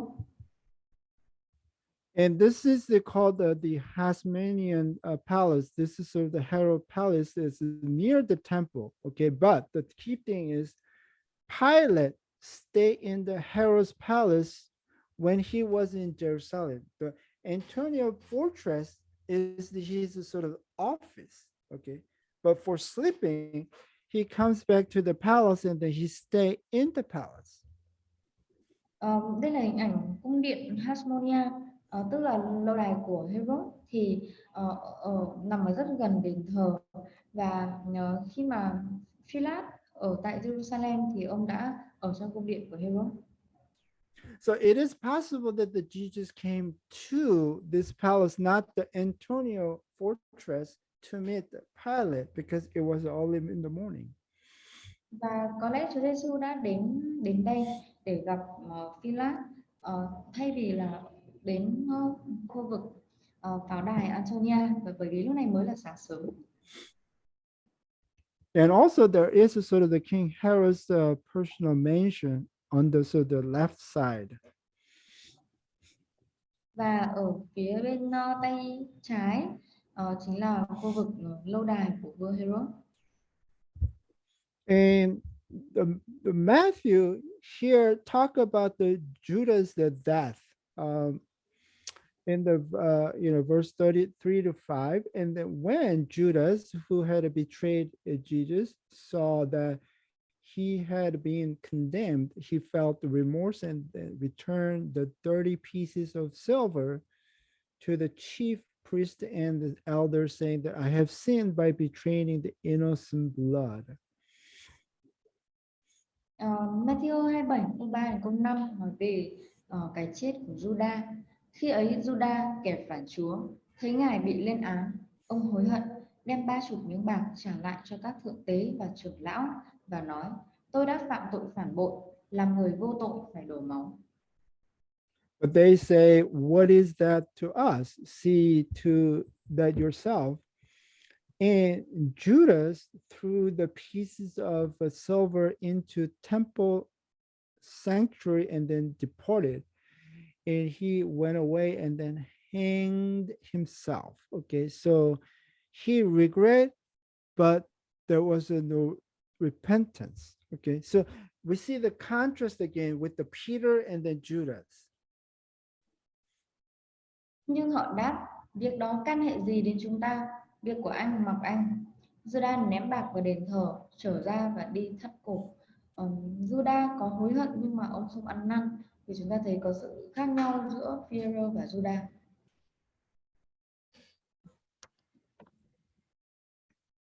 But according to the Acts chapter 1 verse 18, the Luke says, now this man, the means the Judas, acquired a field with the price of his wickedness, and falling headlong, and he burst open in the middle, and all his intestines gushed out. So somehow the Luke described more details. Trong sách Công vụ đoạn 1 câu 18, nói rằng Judas đã lấy tiền thưởng cho công tác tội ác, đi mua một đám ruộng, nhưng nó ngã đâm đầu xuống giữa ruộng, bụng nứt, ruột đổ ra. Thì Luca đã miêu tả chi tiết hơn. So I think if you combine these two statements, this is what happened. Like after a few days of the hanging, his body would have been like a swollen, up from the gases of the decaying building on inside. And somehow, it fell down. And when he hit the ground, that caused the burst and then caused the splitting of the body. Tôi nghĩ khi mà kết hợp lại hai phân đoạn kinh thánh này thì chúng ta sẽ có thể hiểu cụ thể hơn. Thì sau vài ngày treo cổ thì thân thể của ông ta có lẽ bị sưng phù lên, bởi vì có các khí phân rã ở trong khoang cơ thể, nên khi mà ông ngã xuống đất thì dẫn đến việc bụng nứt và ruột đổ ra. The chief priests, remember, this is not the high priest. The chief priest took the pieces of silver and said, it is not lawful to put them into the temple treasury, since it is the price of the blood. So what's the sort of the language, like a sort of the blood money? It says the price of blood. Nhưng các thượng tế không phải là thầy tế lễ thượng phẩm, nhưng các thượng tế lượm các miếng bạc ấy rồi nói: không nên bỏ bạc này vào kho của đền thờ, vì đây là tiền máu. Vậy thì tiền máu là gì? So the blood money is the money that that leads to the death of someone, or it is money to bribe someone to cause the death of innocent person. Tiền máu là tiền mà cố ý dùng để dẫn đến cái chết của một người nào đó, hoặc là tiền dùng để hối lộ ai đó gây ra cái chết cho một người vô tội. So, and they comfort together, and with the money, bought the potter's field as a burial places for stranger. Okay, so probably not used for Jews because of this is an unclean blood money, right? So even though they made a burial place, it should not be for Jews. It's for the probably like in the Gentiles. And for this reason, that field has been called the field of blood to this day.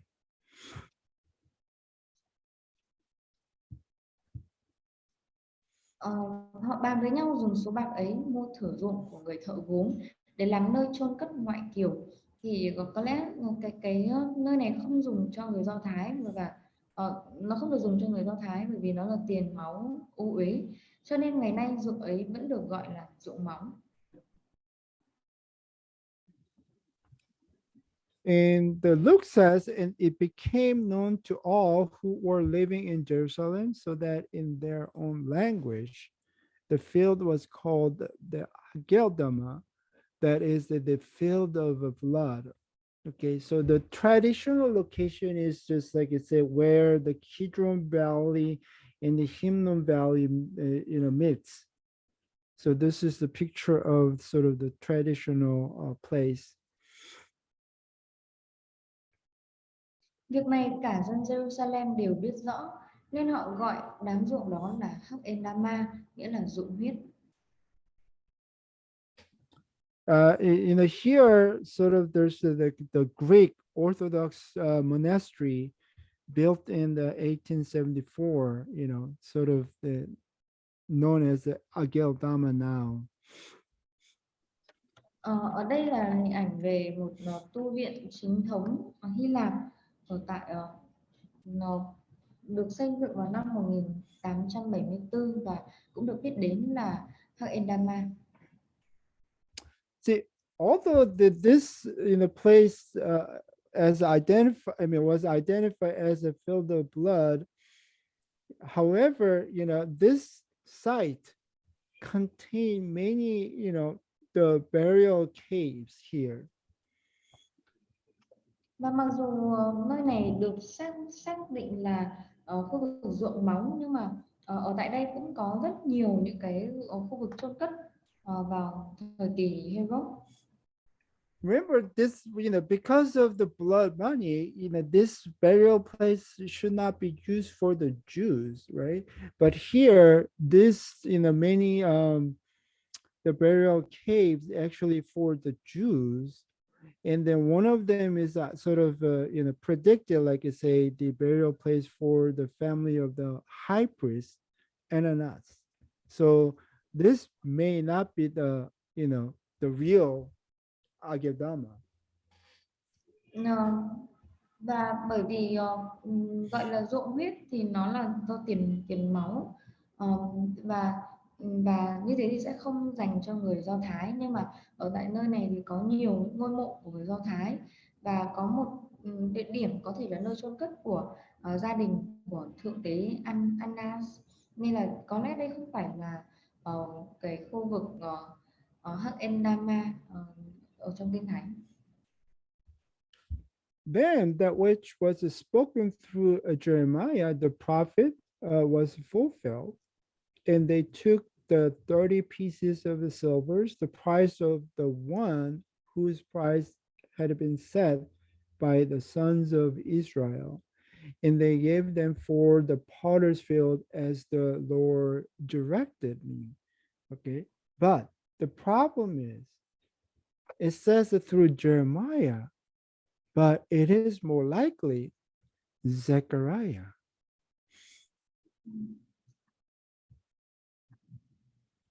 Như thế lời tiên tri Jeremy được ứng nghiệm. Họ đã lấy 30 miếng bạc là giá con cái Israel đã định trên ngài và đem bạc mua thửa ruộng của người thợ gốm như Chúa đã truyền cho ta. Và cái lời tiên tri Jeremy này lại được thấy ở trong sách Seminary đoạn 11 câu 11 đến 13. There's Zechariah chapter 11 verse 12 said they weighted out 30 shekels of the silver as my wage, right? So I don't know why the Matthew says that Jeremiah here is more likely as Zechariah. Seminary 11 đến 13 nói rằng họ cân và trả tiền công cho tôi là 30 miếng bạc. Tôi không hiểu vì sao Matthew lại ghi chép là lời tiên tri của Jeremy trong khi được tìm thấy ở trong sách Seminary. Another difficulty is like a Zechariah. This is talk about the Judah, right? Not Judas. So I don't know how this Judah connect with the Judas. Và một chi tiết nữa khó hiểu cho tôi đấy chính là Seminary nói về tức là Juda tức là về người Juda, nhưng mà có liên hệ nào với lại Juda trong Juda Iscariot hay không? But anyway, the point is to try to connect this the money paid, as through the Old Testament, so that the that was the sort of the fulfilled. Nhưng tuy nhiên thì cái 30 miếng bạc này cũng có tìm thấy sự liên hệ ở trong Kinh Thánh Cựu Ước, nên là nó là một lời tiên tri đã được ứng nghiệm. And now Jesus stood before the governor, the Pontius Pilate, and then the governor questioned Jesus, saying, "Are you the king of the Jews?" Right? The Pilate's concern has nothing to do with the Sanhedrin accusation of the blasphemy, right? He doesn't care. In the Roman Empire, there can be only one king in a Caesar emperor. And Jesus did not call himself king of the Jews, right? Jesus was called the Messiah.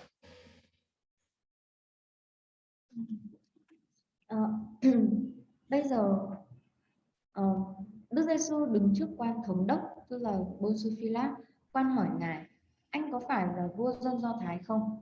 Mối bận tâm của Phi-lát không có gì khác ngoài lời buộc tội phạm thượng của tòa công luận, và ở trong đế quốc La Mã thì chỉ có một vua thôi, đấy chính là Caesar.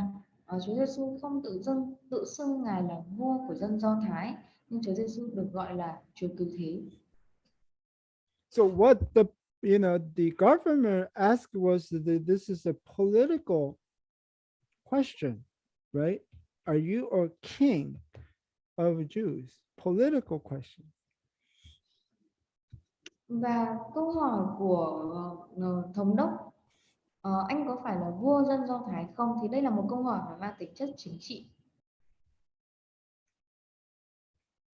And Jesus said to the Pilate, "It is as you say." Well, if you say, so then I say, I, basically Jesus said, like, it is what you say, I'll just take it. Đức Giêsu đáp: như ông nói đó.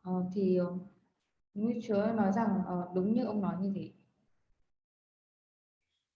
And while he was being accused by chief priests and elders, he did not answer. Okay, basically the bottom line, Jesus own defend himself.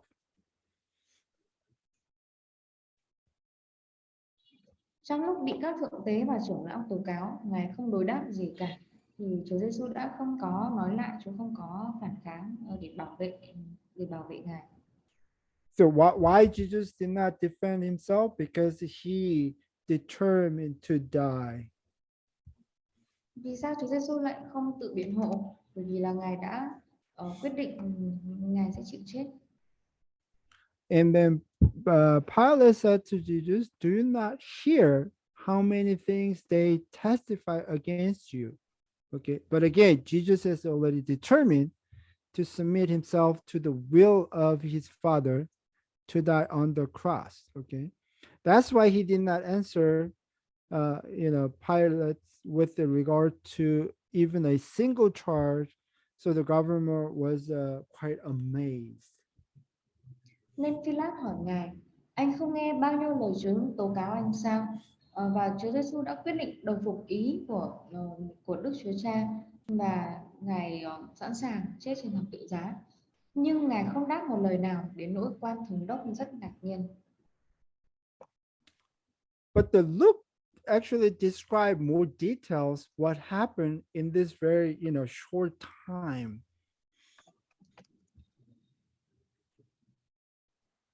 Sorry, can you repeat? Oh, yeah. So, but the Luke describe more details what happened in this very short time. Và Luca đã minh họa, đã ghi chép lại những điều xảy ra và chỉ trong một thời gian rất ngắn thôi. So let's go to the Luke chapter 23, verse 45. Then Pilate said to chief priests and the crowd, I find no guilt in this man. So this is the first time Pilate says no guilt. Chúng ta sẽ xem trong Luca đoạn 23 câu 4 câu 5. Philip bảo các thượng tế và dân chúng, ta chẳng thấy người này ác nào cả. Đây là lần đầu tiên mà Philip nói rằng ông không thấy tội ác nào của người này. But they kept on insisting, say that he, Jesus, stirs up the people, teaching all over Judah, starting from Galilee, even as far as this place. The point is to start up, so the sort of the kind of like a rebel. Nhưng họ cứ nằng nặc tố, tên này sách động quần chúng, thuyết giáo khắp cả vùng Jude, bắt đầu từ Galilee rồi đến tận đây. When Pilate heard it, he asked whether the man was the Galilean. And then when he learned that he belonged to the Herod's jurisdictions, he sent the Jesus to the Herod Antipas, right? Because he's from the Galilean and then jurisdiction is under Herod Antipas. So, and interestingly, the Herod Antipas also was in Jerusalem at the time because it was a Passover.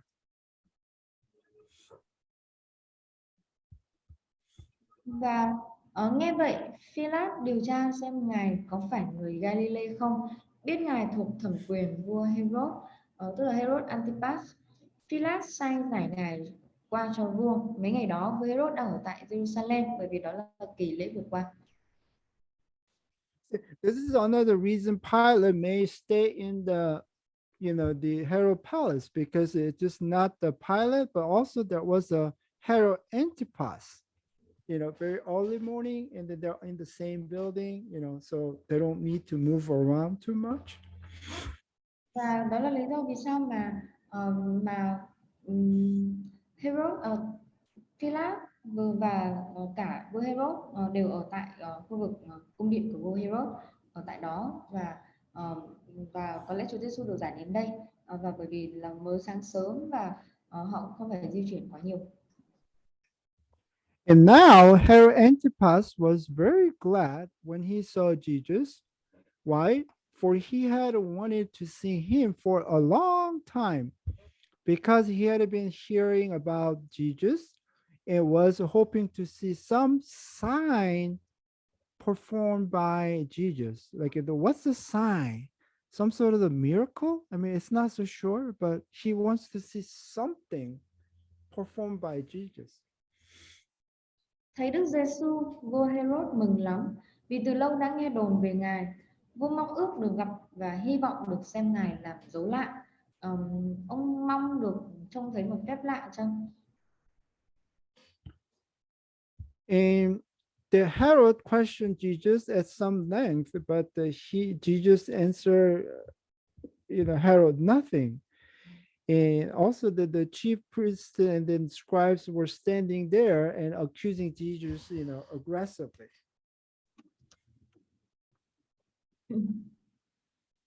Vua tra vấn ngài nhiều câu, nhưng ngài không đáp một lời.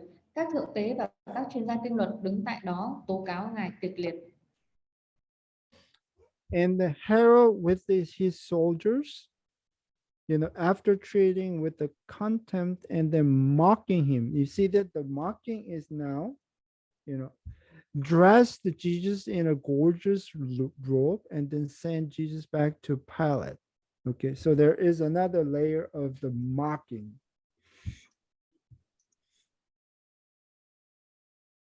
Vua Herod cùng binh sĩ khinh miệt và chế giễu ngài, khoác cho ngài chiếc áo sặc sỡ rồi sai giải ngài trả về cho Phi-lát. And Pilate summoned the chief priest and the ruler, elders, and then say basically, I have found no guilt. Okay, this is the second time. I mean,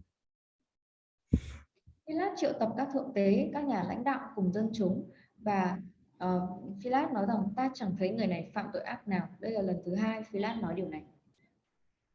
and also Herod Antipas find no guilt too. Và vua Herod Antipas cũng cũng không thấy người này phạm tội ác. So therefore, I will punish him and release him. Nên ta sẽ đánh đòn rồi thả ra.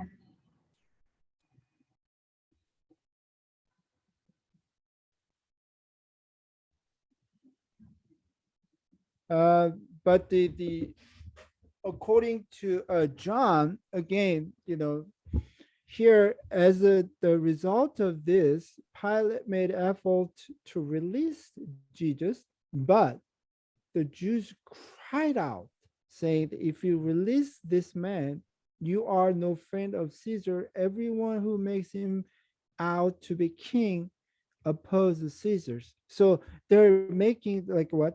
Political challenge. Phi-lát và ở trong sách Giăng thì cũng nói rằng từ đó Phi-lát tìm cách tha Đức Giêsu, nhưng đám người Do Thái la hét: nếu thống đốc tha hắn thì thống đốc không phải bạn của Caesar. Bất kỳ người nào xưng vương đều chống nghịch Caesar. Thì cái lời mà những người Do Thái này nói thì nó khiến cho vấn đề mang tính chất chính trị. See, what Jews is saying is the Jesus is the king of a Jew. So he is a rebel, right?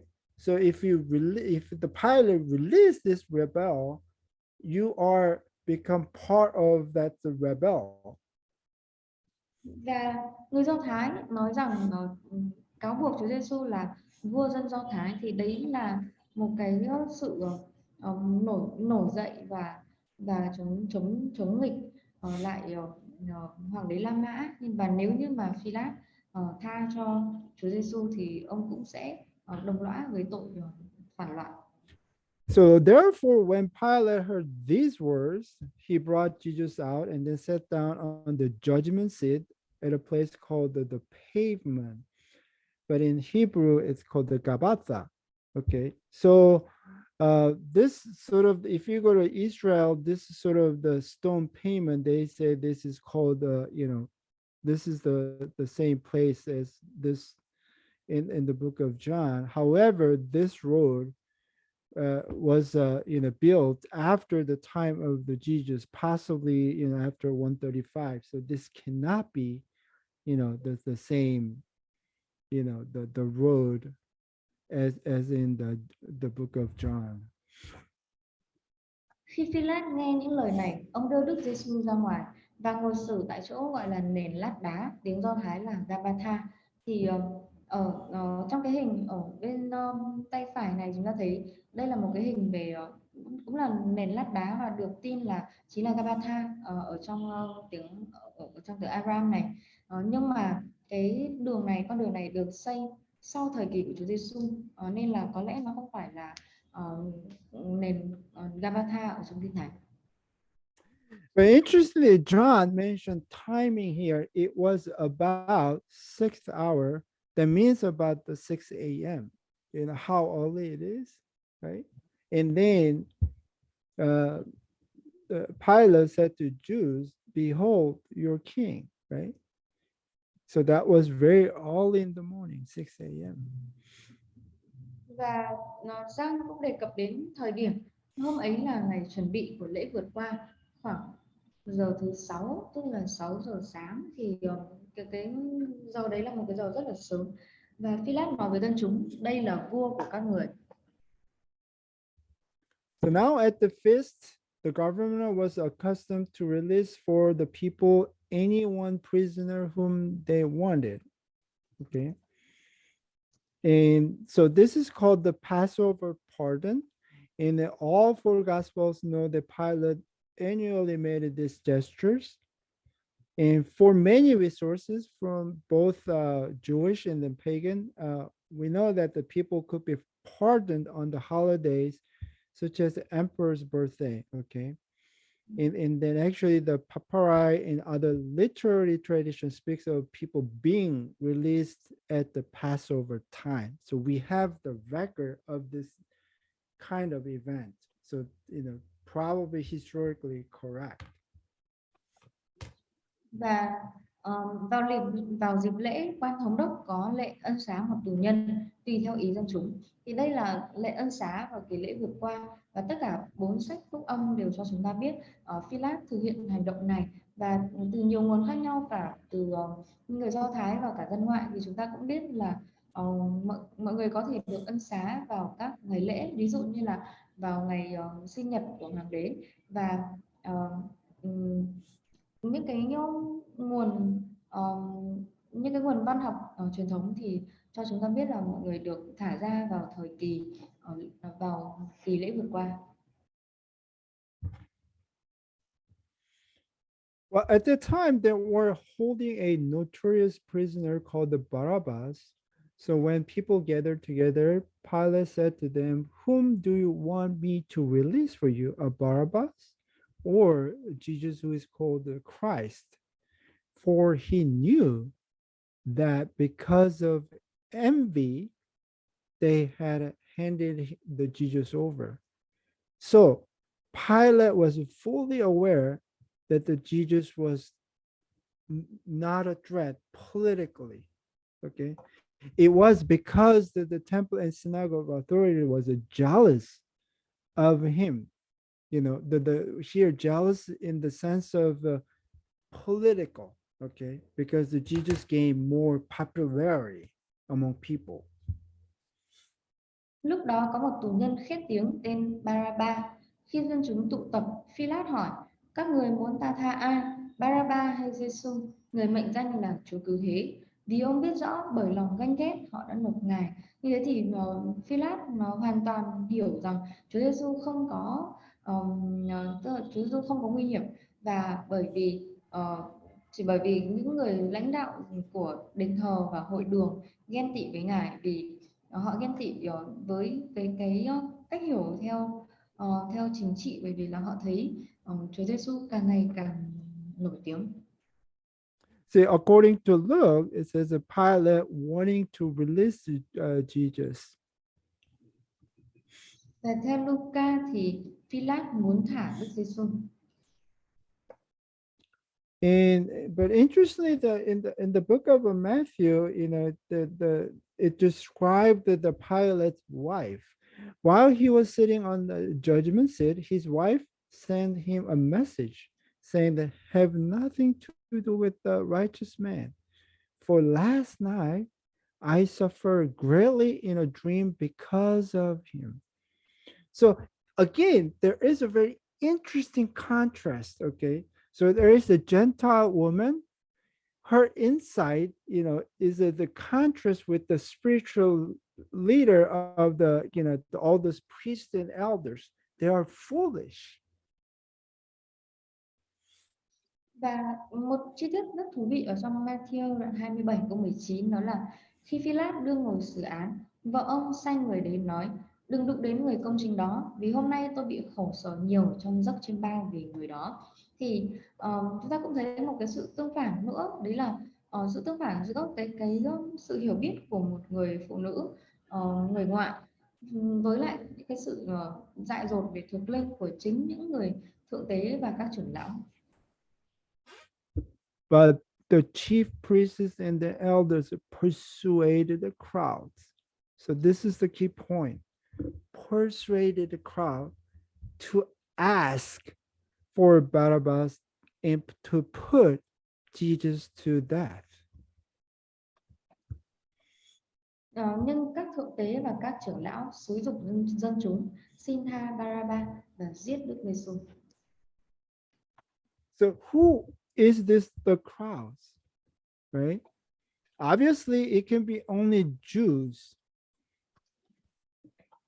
Và vậy thì dân chúng ở đây là ai? Thì chắc chắn là chỉ có thể là những người Do Thái.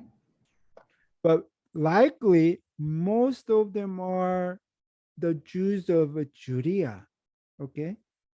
And then there might be some Jews from Galilee or other region, diaspora, but most likely it is like a Judean Jews. Và nhưng tuy nhiên phần lớn trong số những người này sẽ là những người Do Thái ở vùng Jude. Mặc dù sẽ có một số người Do Thái từ khu vực Galilee và những khu vực khác, nhưng mà phần chính ở đây là những người Do Thái Jude. So actually, this is like it's like when you read like the book of Acts, sometimes there's a context in terms of like a Jews. Và bởi vì theo bối cảnh này thì dân chúng này sẽ là những người Do Thái. Because the Greek word for Jews can be a meaning for the entire Jewish people.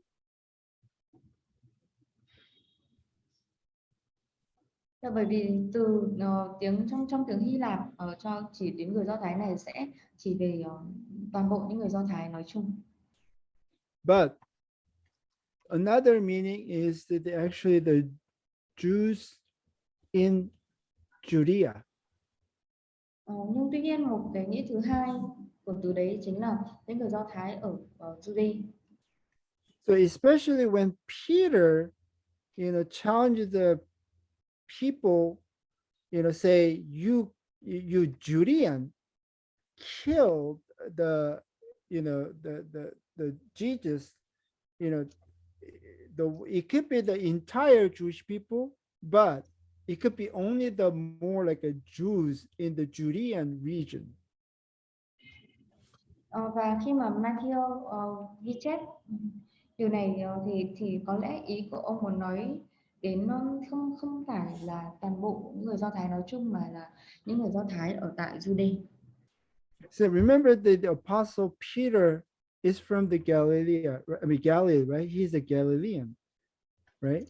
So when he mentioned the Judean, it's more likely the Jews in Judea.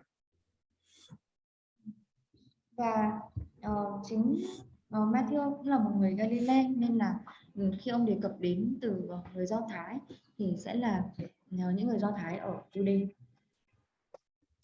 But the governor said to them, which of two do you want me to release for you? And then they say Barabbas. And Pilate said to them, then what should I do with Jesus who is called the Christ? They all said, crucify him. And he said, what evil has he done?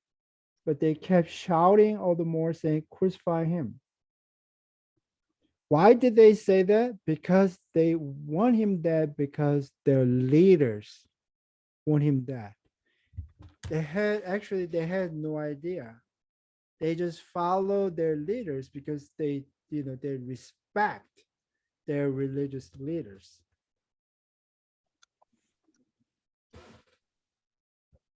Và Matthew đoạn 27 câu 21 đến 23, quan thống đốc lại hỏi đám dân, trong hai người các người muốn ta tha ai? Họ đáp Baraba. Phi-lát nói với họ, vậy thì ta sẽ xử thế nào với Giê-xu, người mệnh danh Chúa cứu thế? Tất cả đều đáp, hãy đóng đinh nó. Ông hỏi, tại sao? Người này đã làm điều ác gì? Họ lại càng la lớn hơn nữa, hãy đóng đinh nó. Họ muốn Ngài phải chết bởi vì chính các lãnh đạo của họ muốn Ngài phải chết. According to Luke, again, they kept calling out, saying, crucify him. And then he said to them, third time, I have found him no guilt. Third time. Và trong Luca đoạn 23 câu số 21 22 thì đây là đề cập đến lần thứ ba mà Phi-lát nói rằng ta xét người này không làm gì đáng chết, tức là không không thấy tội lỗi nào ở người này. If they were insistent with a loud voice asking that he be crucified, okay, Và dân chúng lại la hét áp đảo đòi phải đóng đinh Ngài cho được. so when Pilate saw that he was accomplishing nothing, but rather that a riot was starting, remember that was sort of, they just keep shouting and shouting. So Pilate was worried about the riot. Okay, so he took water and washed his hands in front of the crowd. The interesting, this washing hand is not the Roman custom.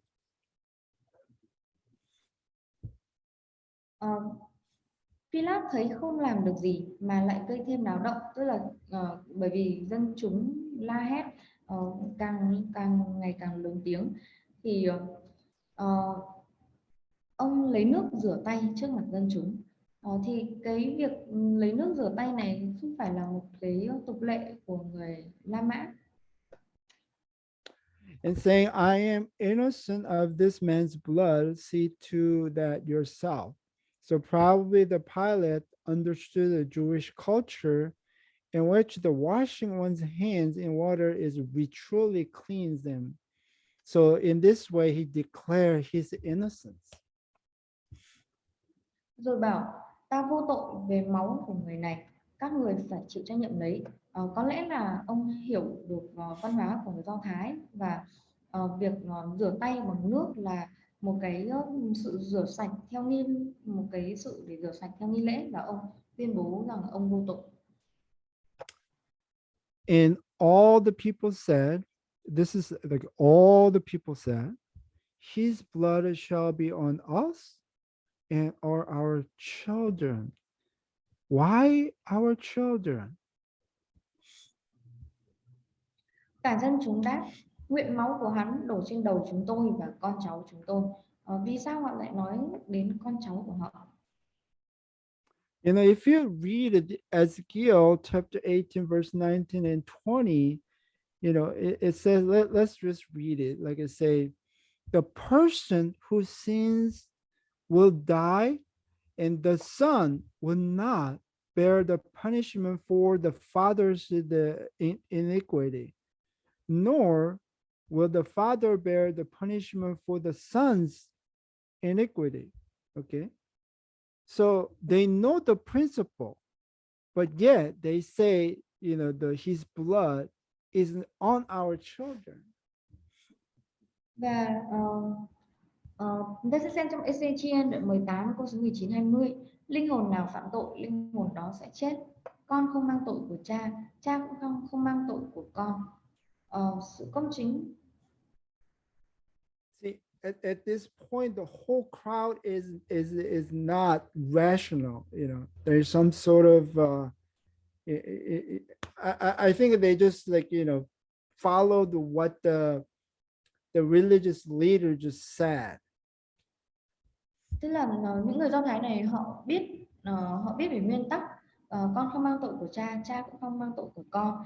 Nên lúc này có lẽ là họ đã không còn lý trí nữa mà họ làm theo những điều mà những người lãnh đạo tôn giáo của họ sử dụng. Remember, they already decide the crucifixion even before the first meeting at the high priest house. They already determined, and then they just drive. They just drive how that happens. Và vốn dĩ trước cả những cuộc gặp những cuộc xét xử ở tại hội đồng công luận này thì họ cũng đã xác định, họ đã định sẵn là Chúa Giêsu phải bị đóng đinh, nên là lúc này họ họ cố gắng để đạt được mục đích của họ. All right, so we're gonna have a 10-minute break, and then after that, we're gonna go from, to all the way across. Okay. Chúng ta sẽ nghỉ giải lao 10 phút và sau đó chúng ta sẽ tiếp tục với thập tự giá. All right, let's continue. This is Matthew chapter 27, 26.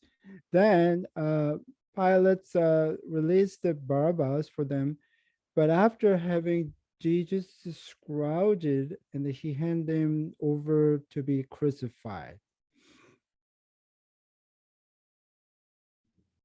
Chúng ta sẽ tiếp tục với Matthew 27 câu số 26. So typically before the crucifixion, there was the flogging. So what is a flogging? Pilát liền tha Baraba cho họ. Sau khi đánh đòn Đức Giêsu, ông giao ngài cho họ đóng đinh. Thì phổ biến ở tại cái La Mã này thì chính là cái hình thức đánh đòn bằng roi La Mã. So they use a short whip made of like a 3 to 4 leather straps connect to the sort of the handles. Và nó là một roi da ngắn làm từ ít nhất là 3 sợi dây da gắn với lại một cái tay cầm.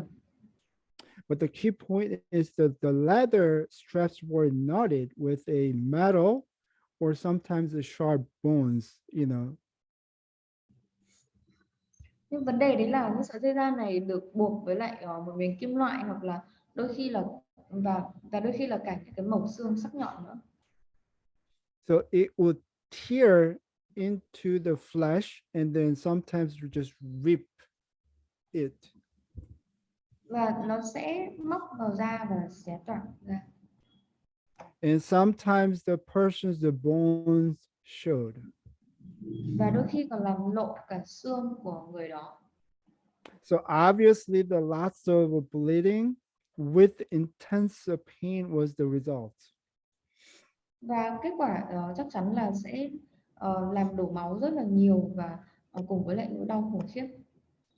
So it was not unusual for a man to die during the flogging. Và không có hiếm để mà một người bị chết trong khi mà bị tra tấn bằng roi. So if the person survived and then they goes to the next crucifixion. Và đầu tiên là họ sẽ bị đánh bằng roi này và sau đó là sẽ bị đóng đinh. Then the soldiers of the governor, the meaning is the Roman soldiers, took Jesus into the praetorium and then gathered the whole Roman cohort around Jesus. And they stripped Jesus and put a scarlet robe on Jesus. Lúc đó lính của quan thống đốc, tức là quân đội La Mã, đem Đức Giêsu vào công đường. Cả đội quân bao quanh ngài. Chúng lột áo ngài ra và mặc cho ngài một chiếc áo đỏ tía. So what is this sort of the reddish, the robe? It is most likely the centurion's cape. You see the color. This is sort of the reddish. So it's most likely this is centurion's cape. They put this on the Jesus. Và áo đỏ tía có nghĩa là gì? Thì chúng ta thấy cái hình ảnh ở bên tay phải này chính là áo của một sĩ quan chỉ huy và nó có màu đỏ tía. Thì họ họ muốn họ chế giễu Chúa Giêsu là vua và họ mặc cho ngài chiếc áo đỏ tía này. But if you look at the mark, it says that they dressed Jesus up in a purple, right? But the purple is a color for, used mostly by royalty. So, where did they get the purple clothes? Probably most likely this is the reddish, the centurion cape is more likely. Nhưng ở trong sách Mác đoạn 15 câu số 17 thì lại nhắc đến chiếc áo màu tím. Nhưng mà màu tím là màu mà gần như là chỉ được hoàng gia được sử dụng bởi những người ở trong hoàng gia thôi. Thì làm thế nào mà họ có thể tìm được một chiếc áo màu tím? Việc mà họ tìm được một chiếc áo đỏ tía giống như là áo của một sĩ quan chỉ huy sẽ có khả năng cao hơn.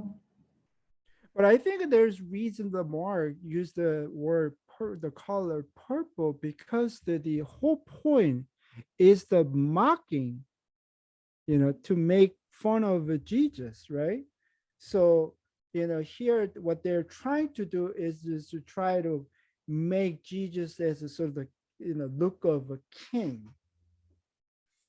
Nhưng có lẽ cái điều quan trọng, điểm chính mà Mark sử dụng từ màu tím đấy chính là muốn nói đến cái sự chế nhạo, một nhạo báng dùng để chế giễu Chúa Giêsu rằng ngài là vua.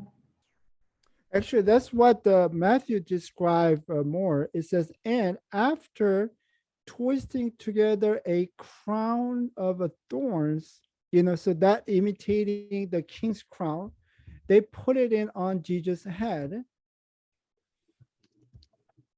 Và trong sách Matthew 27 29 đến 31 cho chúng ta thêm những chi tiết. Chúng đan một mão bằng gai để bắt chước vương miện của vua, đội lên đầu ngài.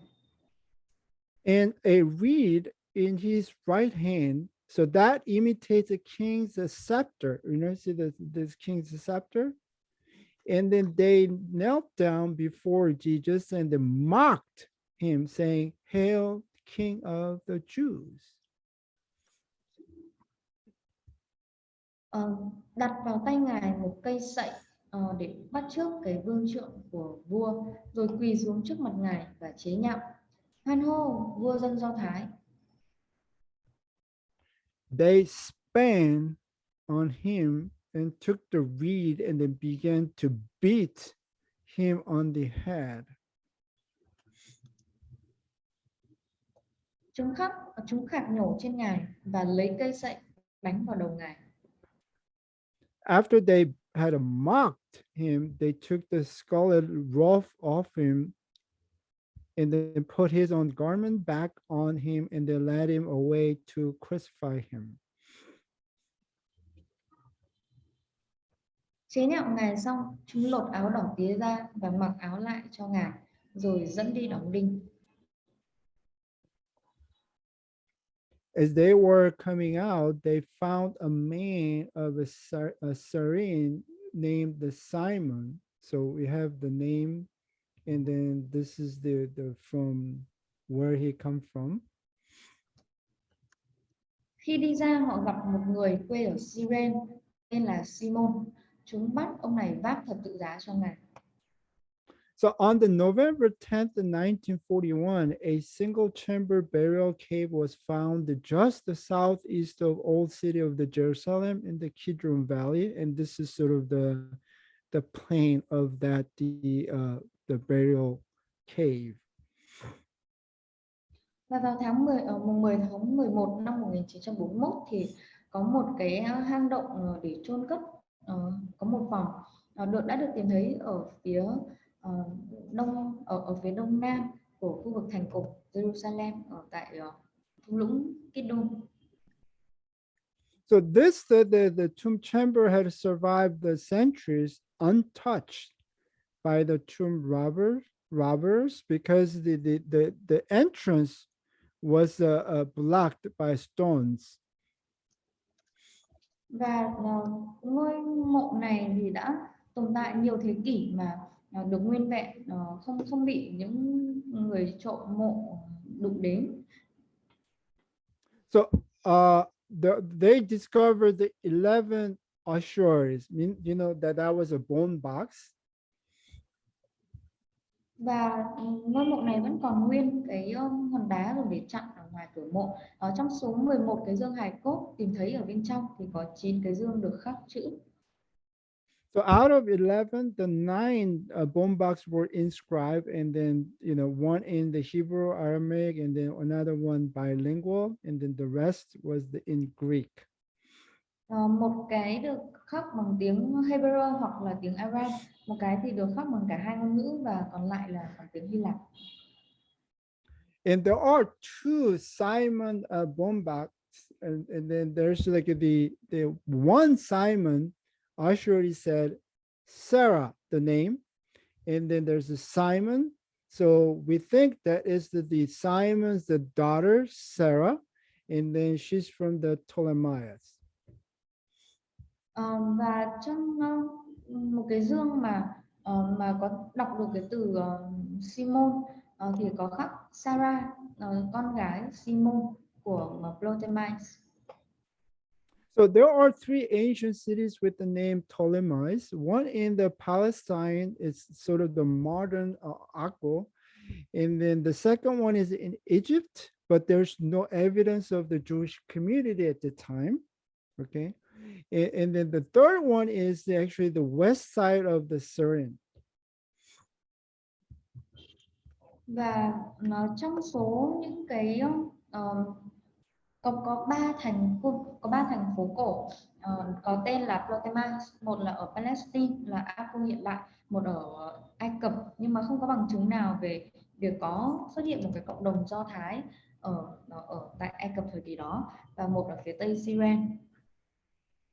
And another interesting about the name Sarah, that it was actually seldom used in the Palestine at the time. However, this name Sarah was especially common in the Syrian.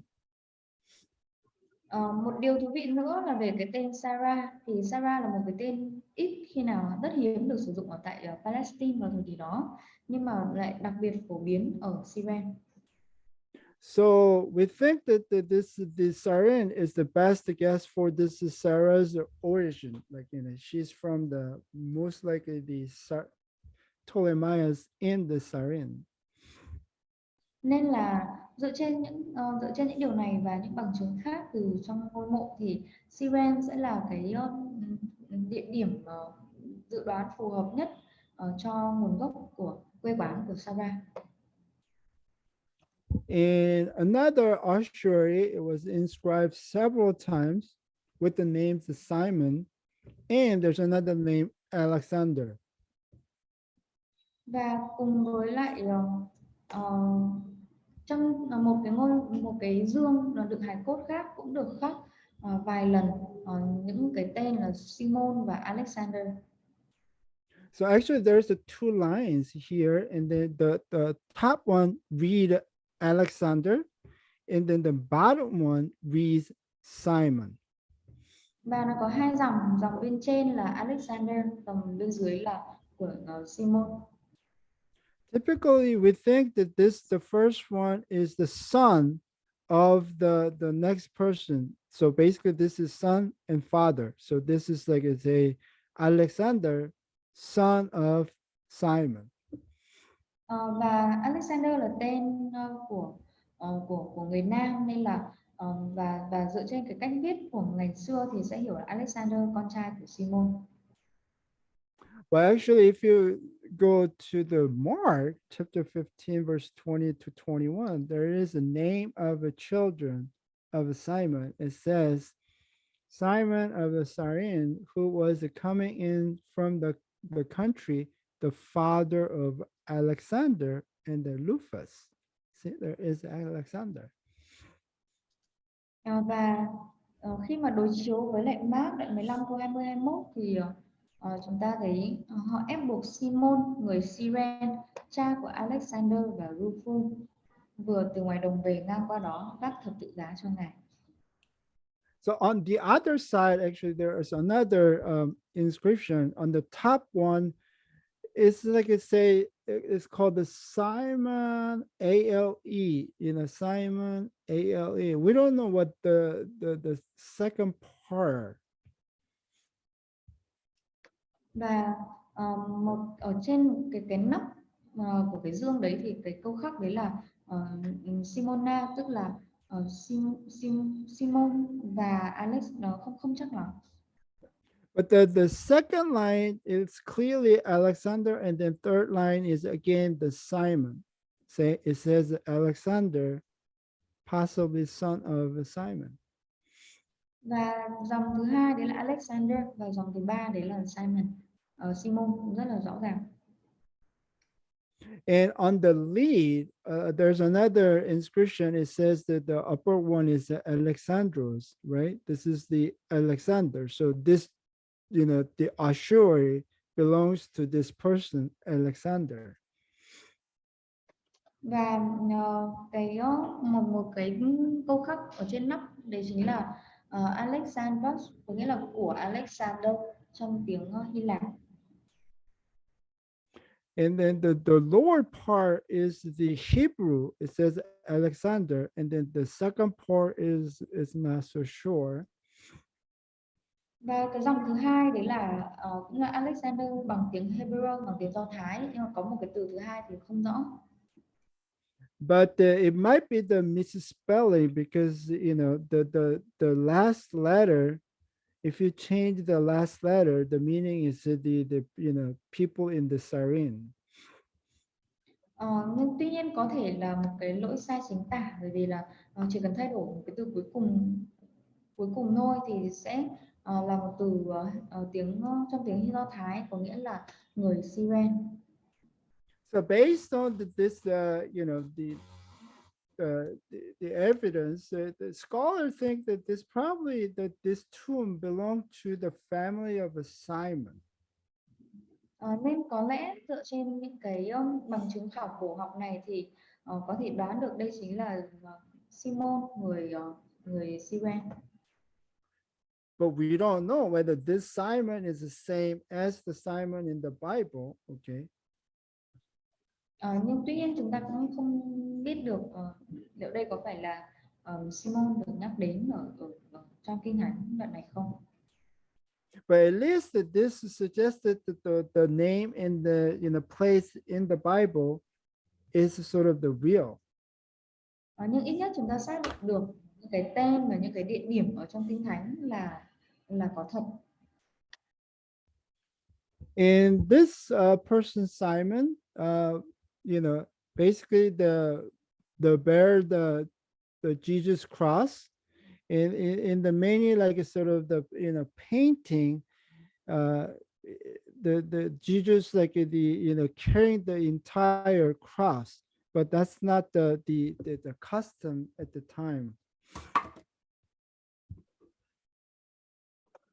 Và Simon quê ở Syren, chúng bắt ôm các thập tự giá cho ngài. Thì đây là cái hình ảnh về một cái tranh để minh họa Simon đã vác thập tự giá cho Chúa Giêsu. Cái thập tự giá này kích thước rất là lớn.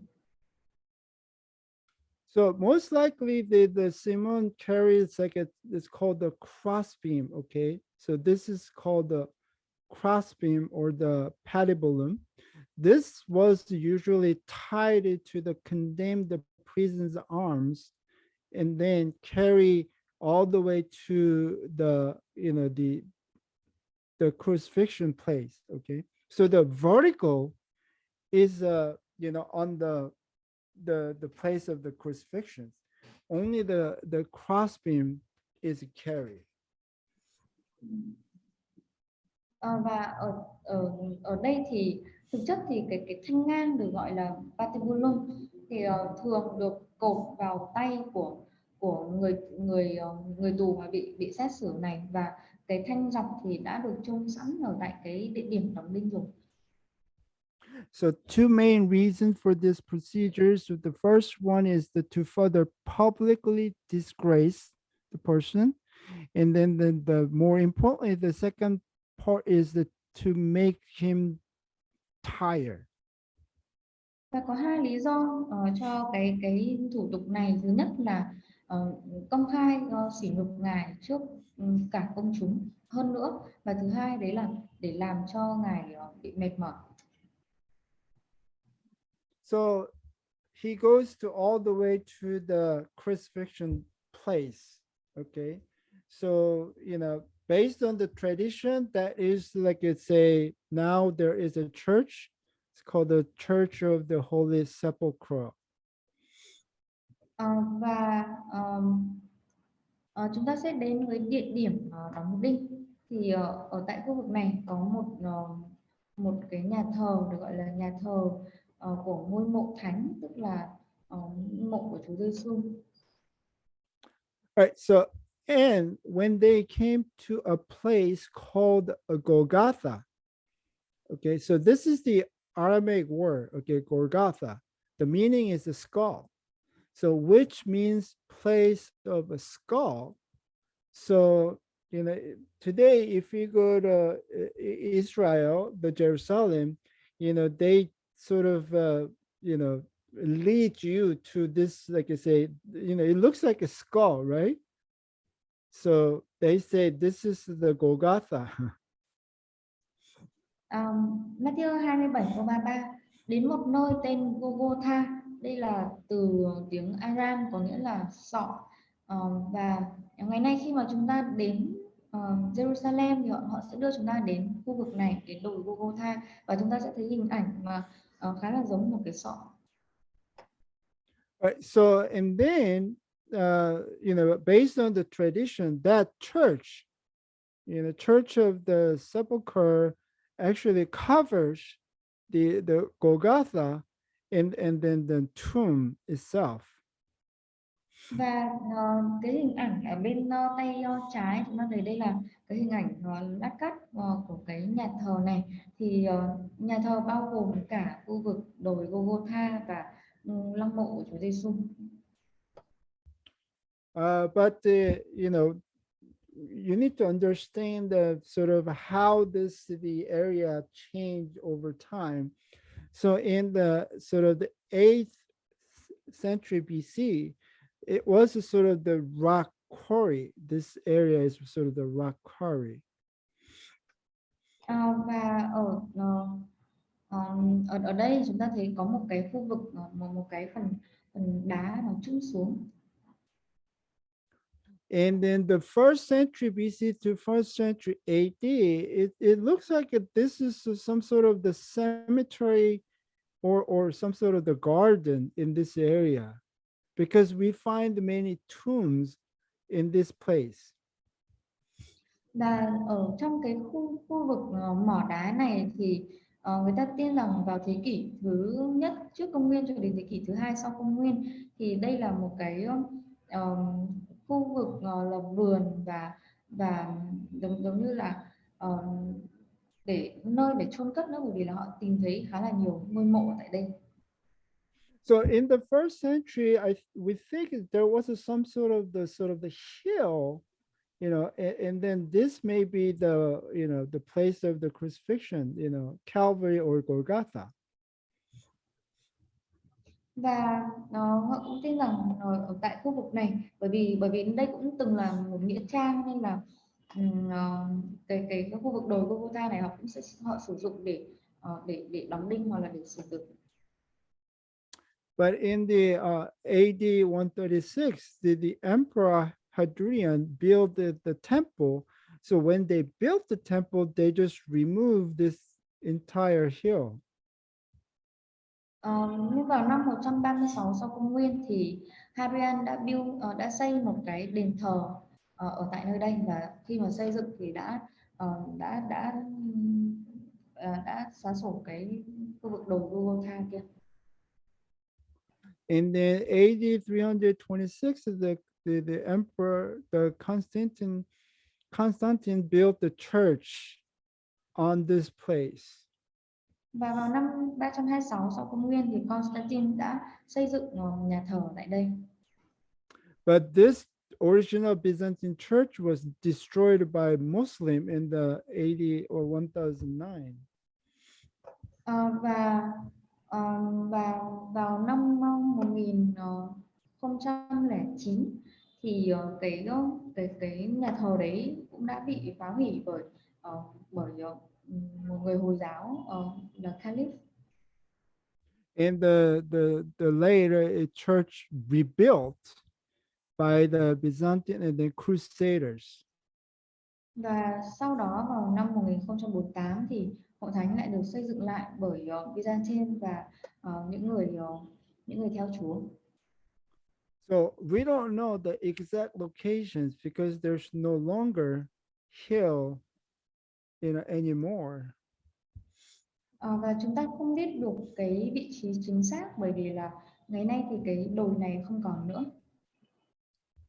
So they gave Jesus a wine to drink mixed with the gall. So the gall is more like the description of something bitter than the actual name of the particular substance. Okay. So this is more generic term, something bitter.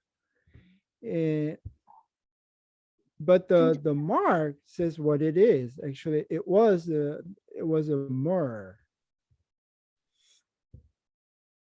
ờ, chúng cho Ngài uống rượu pha mật đắng, thì cái từ mật đắng này ở trong sách Matthew thì chỉ nói chung là một cái thứ gì đấy đắng, hoặc chỉ về tên của một cái chất cụ thể nhưng mà không nói rõ là gì. Nhưng ở trong sách Mark thì nói cụ thể rằng đấy là một rượu. And according to Mark, it says that Jesus did not take it, but according to Matthew, after tasting it. So basically, he just tasted it, but he was unwilling to drink it. After tasting, he just rejected. Và trong Mark nói rằng Ngài không uống, và Matthew thì nói rằng Ngài nếm thử nhưng Ngài không uống. So what's the idea of the wine plus the myrrh? Basically, that is some sort of like a painkiller.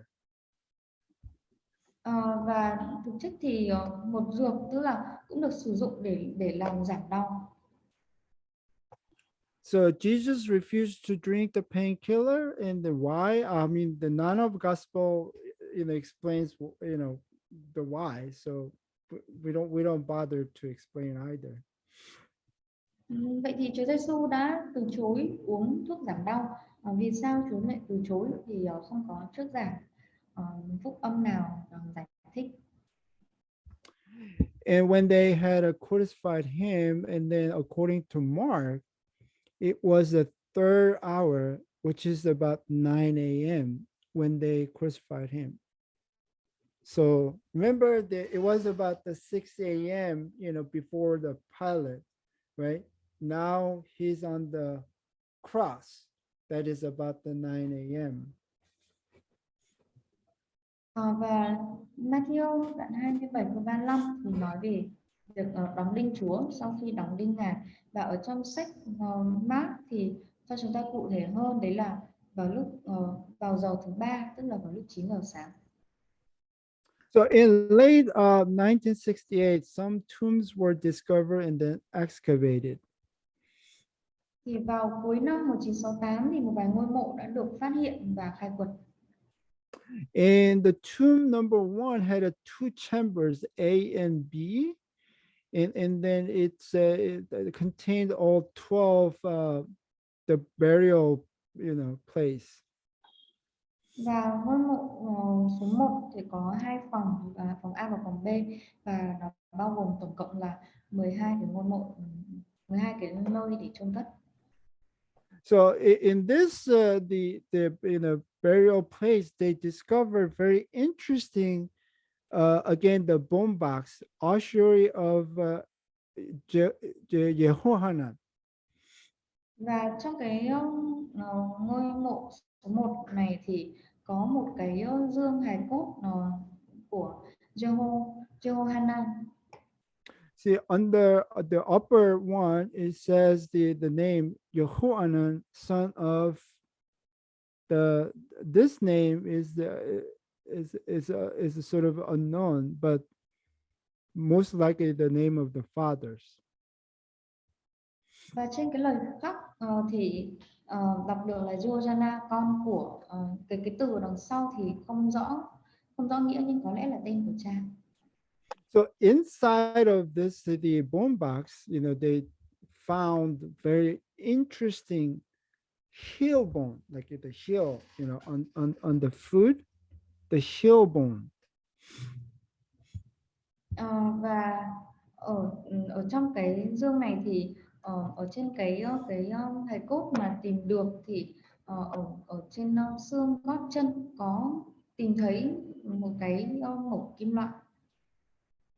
You see, there's the metal nail piercing the heel bone. So most likely this person was crucified too.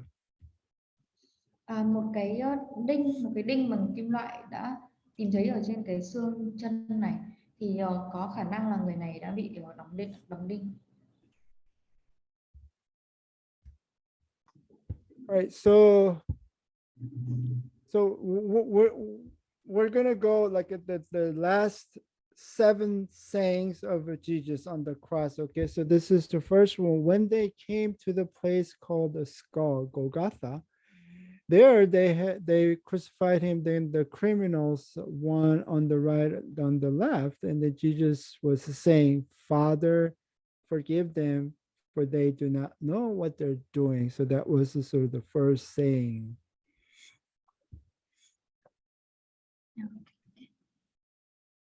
Chúng ta sẽ xem tiếp ở trong Luca. I think it is Luke 23. Hmm? It is Luke 23.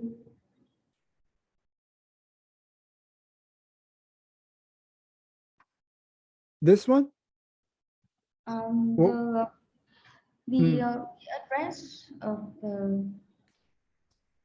the address of Luke is not 25. Oh, really? Oh, okay. Oh, yeah. Maybe 23. Yeah, 23. Yeah. Yeah. 23, yes. Tôi xem tiếp ở trong sách Luca đoạn số 23. Đến một nơi gọi là đồi sọ, họ đóng đinh Ngài trên thập tự giá cùng với 2 tên tử tội, một ở bên phải, một ở bên trái. Và Đức Giêsu cầu nguyện: lạy Cha, xin tha thứ cho họ, vì họ không biết mình đang làm gì. Đây là những lời nói cuối cùng của Ngài trước khi Chúa chết.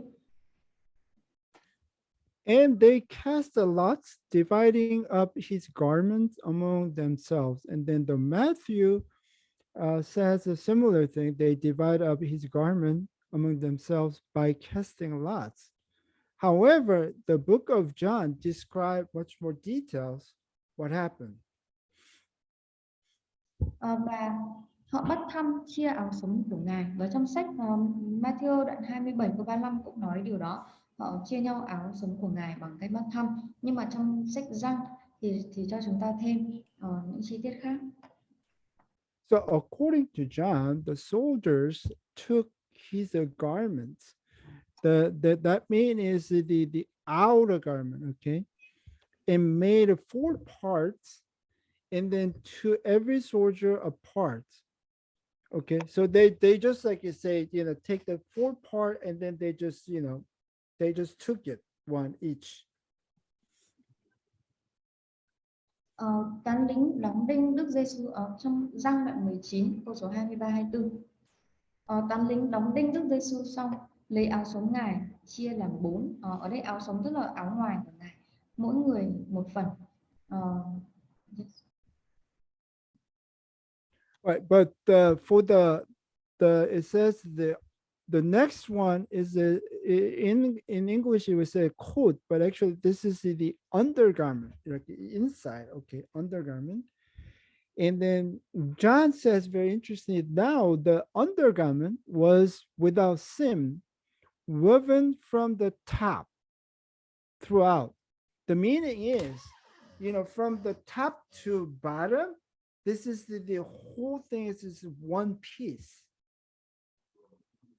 Còn áo trong của Ngài vì dệt nguyên tấm không có đường may, tức là nguyên một tấm vải. See, in our days, even like I say, the shirts for the sort of the arm that is like they saw, right? They just stitch together, right? It's not the one piece, it's actually 2 piece, put them together, right? But what John says, what Jesus undergarment was that there was no, like I say, there's no seam, there's no stitch.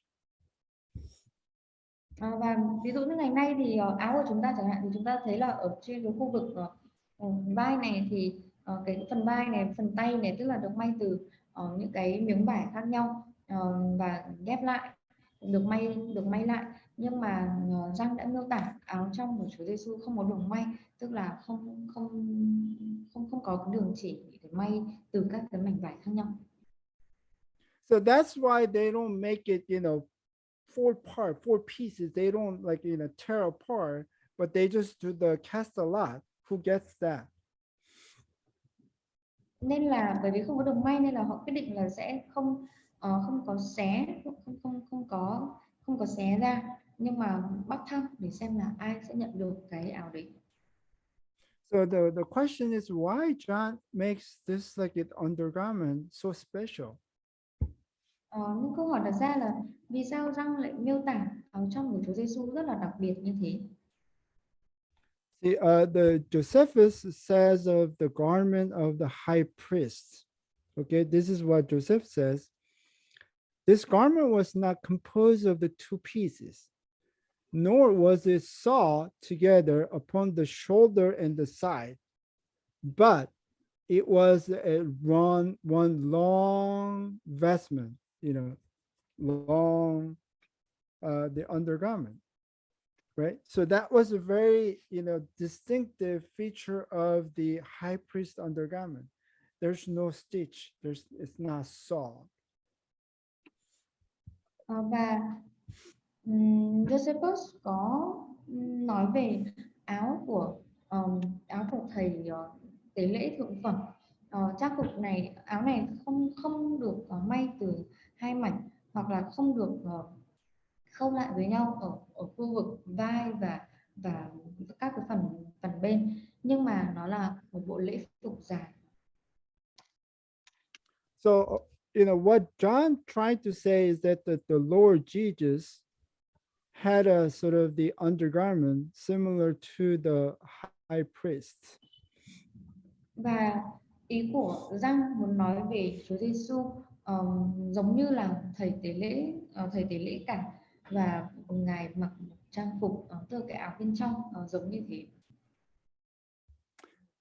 They say to one another, let us not tear it, but cast a lot for it to decide whose it shall be, right? Because that was so kind of like a, precious, or the probably, the maybe high price. That's why they said do not tear it. Okay. Đừng xé áo ra, nhưng chúng ta hãy bắt thăm xem ai được. Như vậy để đừng xé áo ra, nhưng chúng ta hãy bắt thăm xem ai được, bởi vì là cái áo đấy có thể là quý giá, hoặc là có ý nghĩa giống như là của thầy tế lễ vậy, nên là họ sẽ quyết định không xé mà sẽ bắt thăm xem ai nhận được. And John says this was to fulfill the scripture again, and then they divided my outer garments among them, and then for my clothing, they cast a lot. The clothing means undergarment, right? So that is actually the quoting the Psalm chapter 22, verse 18. They divided my garment among them, and then for my clothing, the undergarment, they cast a lot.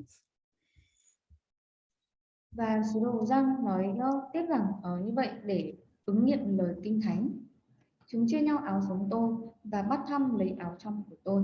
Bọn họ đã làm đúng những điều đó. Thì lời Kinh Thánh này ở trong Thi Thiên đoạn 22 câu số 18, chúng chia nhau áo sống tôi, bắt thăm để lấy y phục tôi. And when Jesus saw his mother and the disciples whom he loved standing nearby, he said to his mother, "Woman, behold your son." So this is one of the last saying. Tiếp tục trong Giăng phần 19, mẹ của Đức Giêsu, dì của Ngài, Mary, vợ của Cleopa và Mary Magdalene đứng gần thập tự giá của Chúa. Đức Giêsu thấy mẹ Ngài và môn đệ Ngài yêu quý đứng đó thì thưa với mẹ: "Xin mẹ nhận người này làm con." Đây là lời nói cuối cùng, những lời cuối cùng thứ ba của Ngài. And sitting down, the soldiers began to keep watch over him there. But the other gospels talk about more other events. Và Matthew đoạn 27 câu 36 thì nói tiếp rằng rồi chúng ngồi đó canh giữ Ngài. Trong Luca đoạn 23 thì miêu tả thêm các cái sự kiện khác. So let's look at the Luke chapter 23, verse 39. There was a conversation between two criminals. Chúng ta sẽ xem ở trong Luca đoạn 23 từ câu 39 đến 43. Đây là cuộc trò chuyện giữa những tên tội phạm. So one of the criminals basically say, are you not Christ? Save yourself. And then the others rebuked.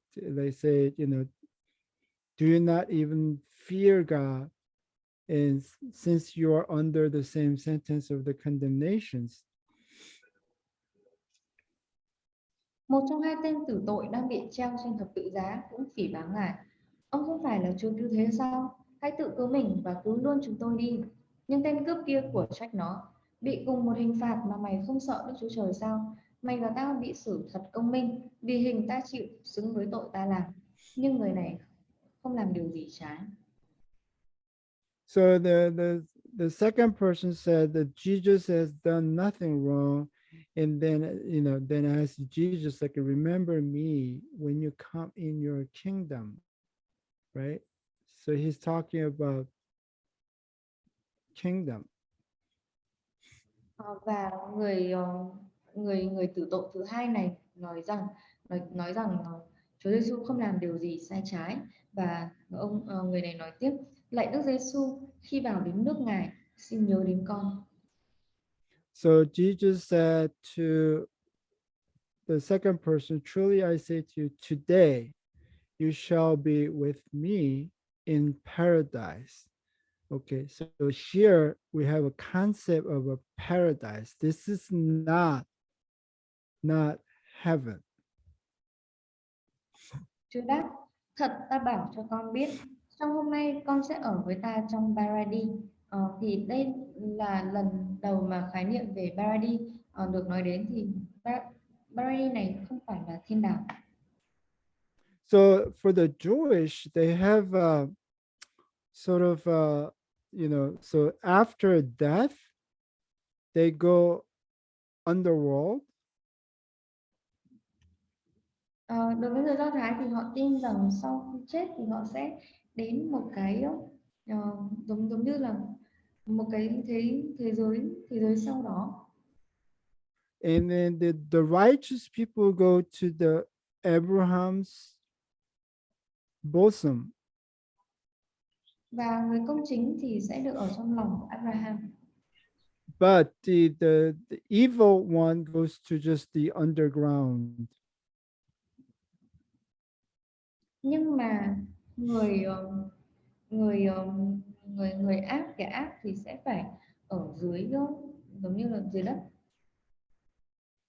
So according to Jesus, what we think is that this concept, Abraham's bosom, is more likely the paradise. Và cái khái niệm ở trong lòng của Abraham cũng khá là tương đồng với lại Paradis. And then later, after second coming, when we have a new heaven and earth, new heaven, and then so the righteous people, goes to the paradise and then go to finally heaven. The evil people later goes to hell. Và sau khi mà Chúa Giêsu tái lâm thì lúc này sẽ là thiên đàng và địa ngục. Người công chính sẽ được lên thiên đàng và người ác, kẻ ác thì sẽ phải xuống địa ngục. Above his head, they put up a charge against him, which read, "This is Jesus, the King of the Jews." And then the mark says that the King of the Jews. Luke says, "This is the King of the Jews."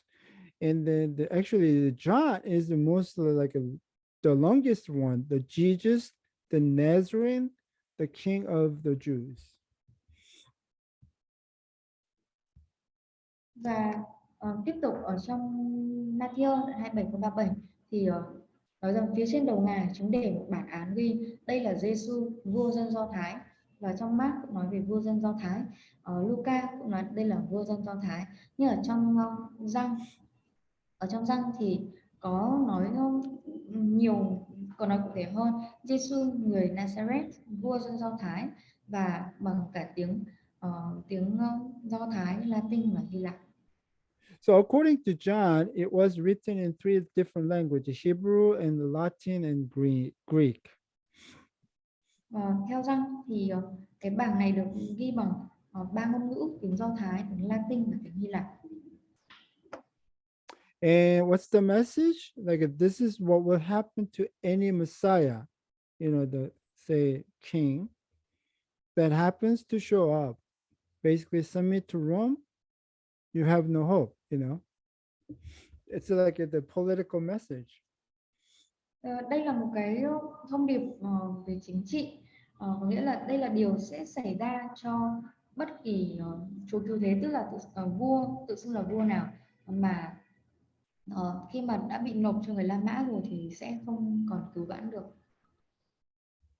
So the Matthew, it says at the time, two robbers were crucified with him, one on the right and one on the left. And then also the Mark says the word, the two robbers.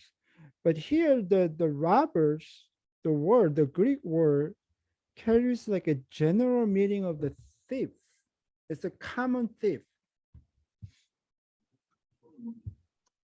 Và tiếp tục ở trong Matthew đoạn 27 câu số 38 là tiếp rằng lúc đó có hai tên cướp cùng bị đóng đinh với Ngài, một tên bên phải, một tên bên trái. Và ở trong Mark cũng nói về hai tên cướp. Nhưng mà trong tiếng Hy Lạp thì cái từ tên cướp này có một cái ý nghĩa chung chung như là một tên trộm, mà nó là một cái rất là phổ biến ngày xưa.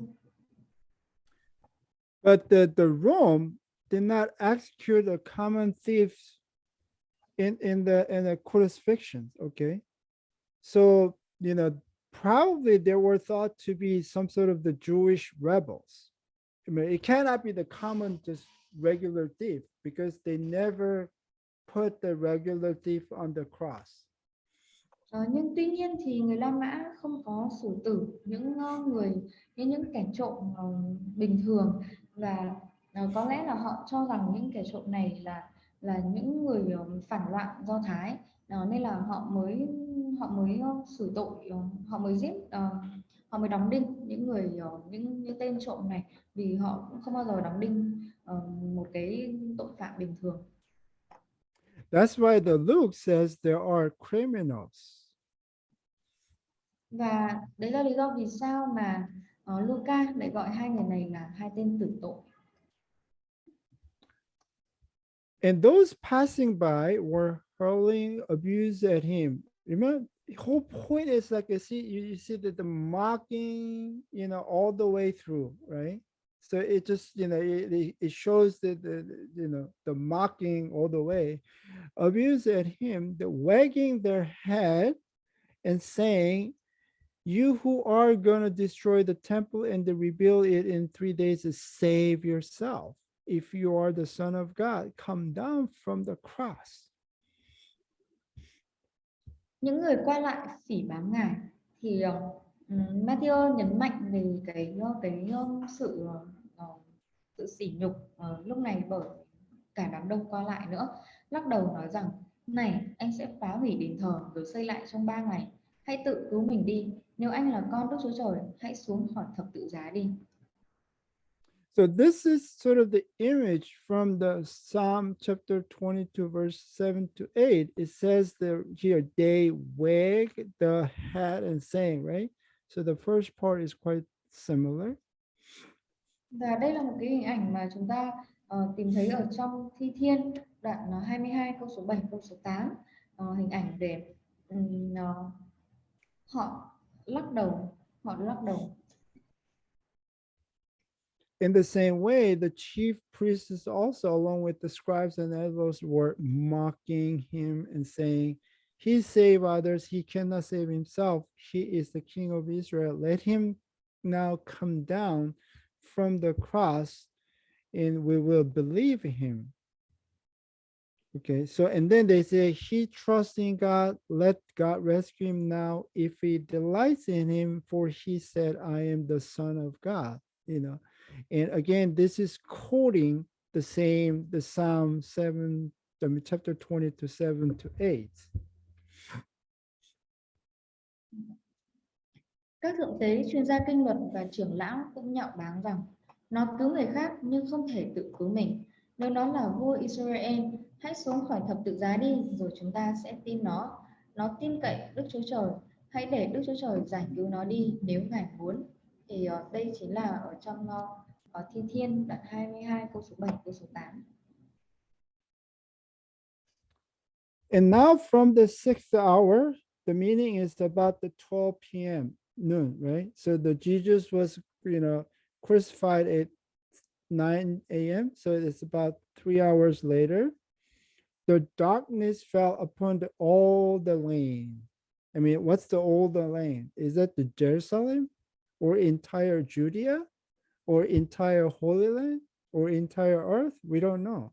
But it says until the ninth hour, which means like about 3 p.m. So that is about 3 hours.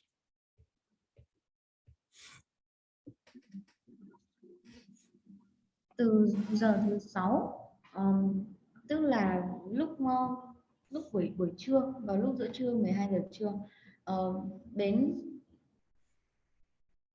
đến từ trưa giờ thứ 6 đến 3 giờ chiều, tức là ở trong cái nó biết là họ đóng đinh Chúa Giêsu vào lúc 9 giờ sáng và cho đến lúc 3 giờ chiều thì trời trở nên tối tăm khắp trên đất. Vậy thì ở khắp trên đất này là từ ở tại Jerusalem, từ Jude hay là cả khu vực đất thánh hay là cả trái đất. So there was this 3 hour darkness, actual darkness, or it is a more symbolic, because we don't know what's the land, whether it's a Jerusalem or Judea or entire earth. It's hard to know whether that was the actual or symbolic. Và cái sự trái đất trở nên tối tăm vào lúc 3 giờ chiều này thì là sự trở nên tối thực sự hay là nó mang tính biểu tượng, bởi vì chúng ta cũng không biết là nó diễn ra ở tại đâu và diễn ra như thế nào. But interestingly, this image comes from the Amos chapter 8, verse 9 to 10.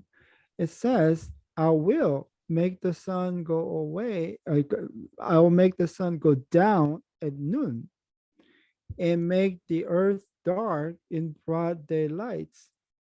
And I will turn your festival into mourning, right?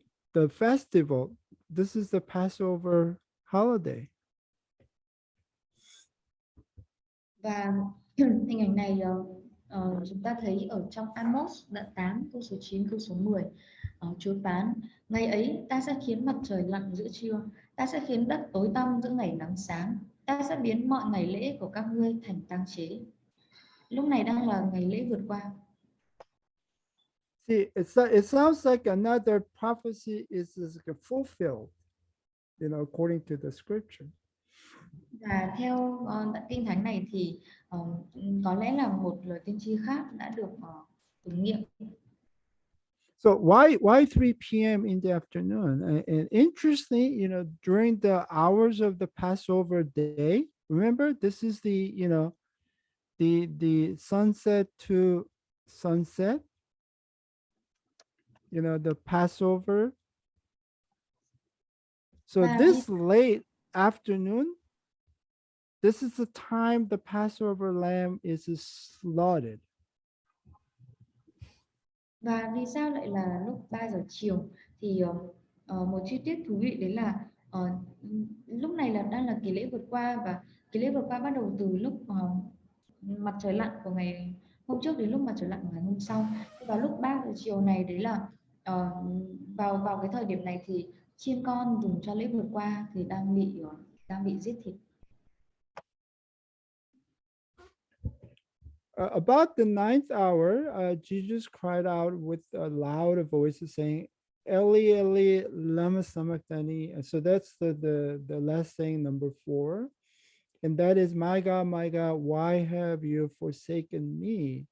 And here the Matthew is sort of the Hebrew Hebrew pronunciation, the Eli Eli. Okay, but if you go to the Mark, it's more like the Aramaic pronunciation, Eloi Eloi. Okay, so there is the pronunciation difference. Và vào tiếp tục trong Matthew đoạn 15 câu số 34 thì nói rằng khoảng 3 giờ chiều Đức Giêsu kêu lên lớn tiếng: Eli Eli lama sabachthani, nghĩa là Đức Chúa Trời tôi ơi, Đức Chúa Trời tôi ơi, sao ngài lìa bỏ tôi.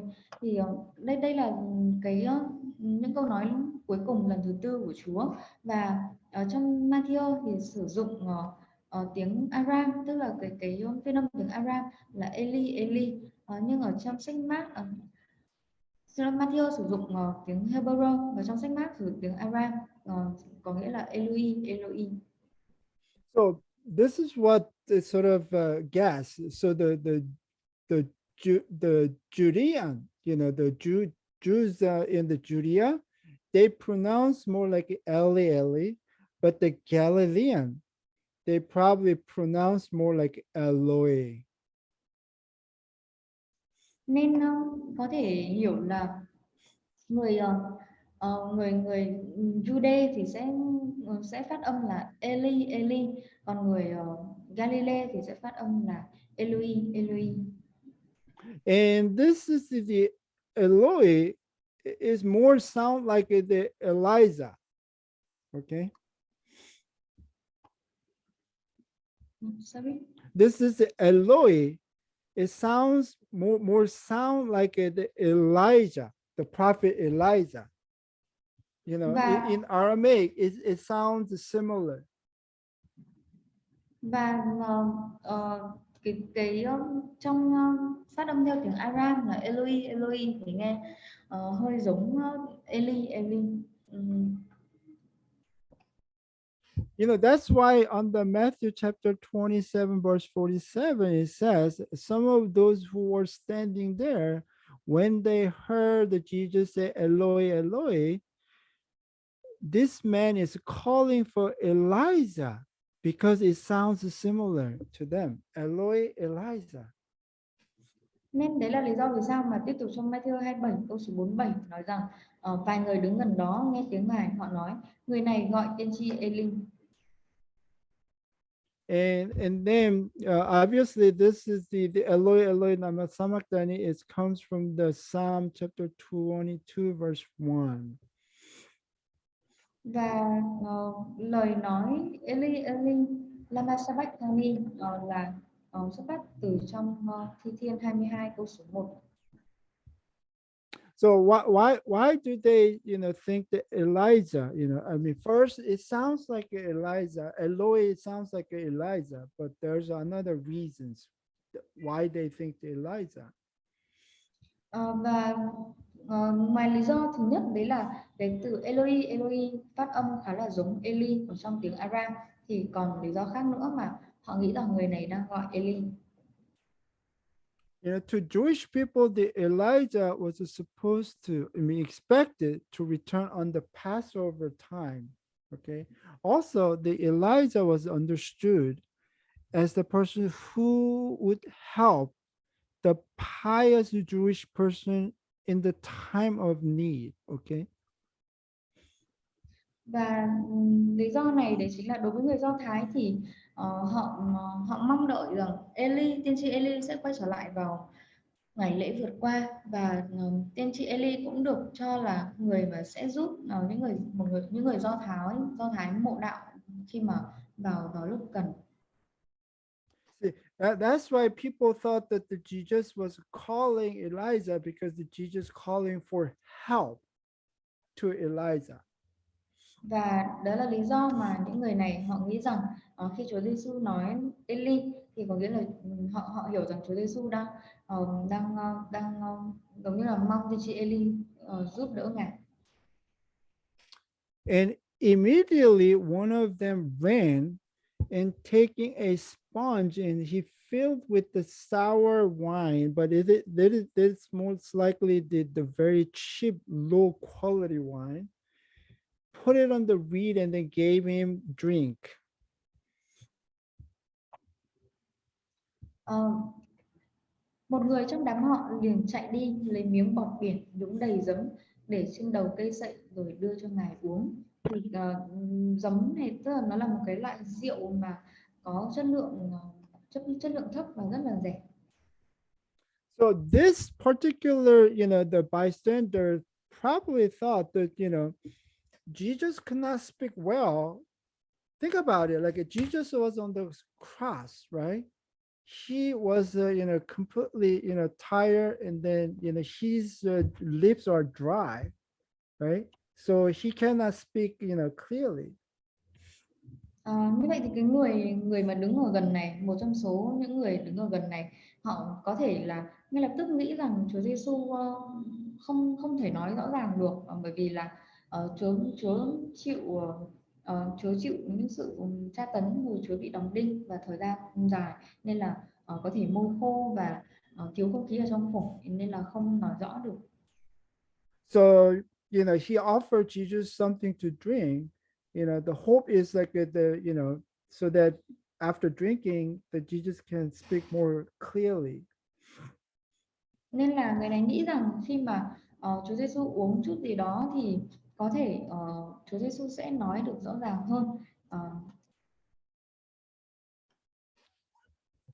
But the rest of them said, "Let's see whether Elijah will come to save him."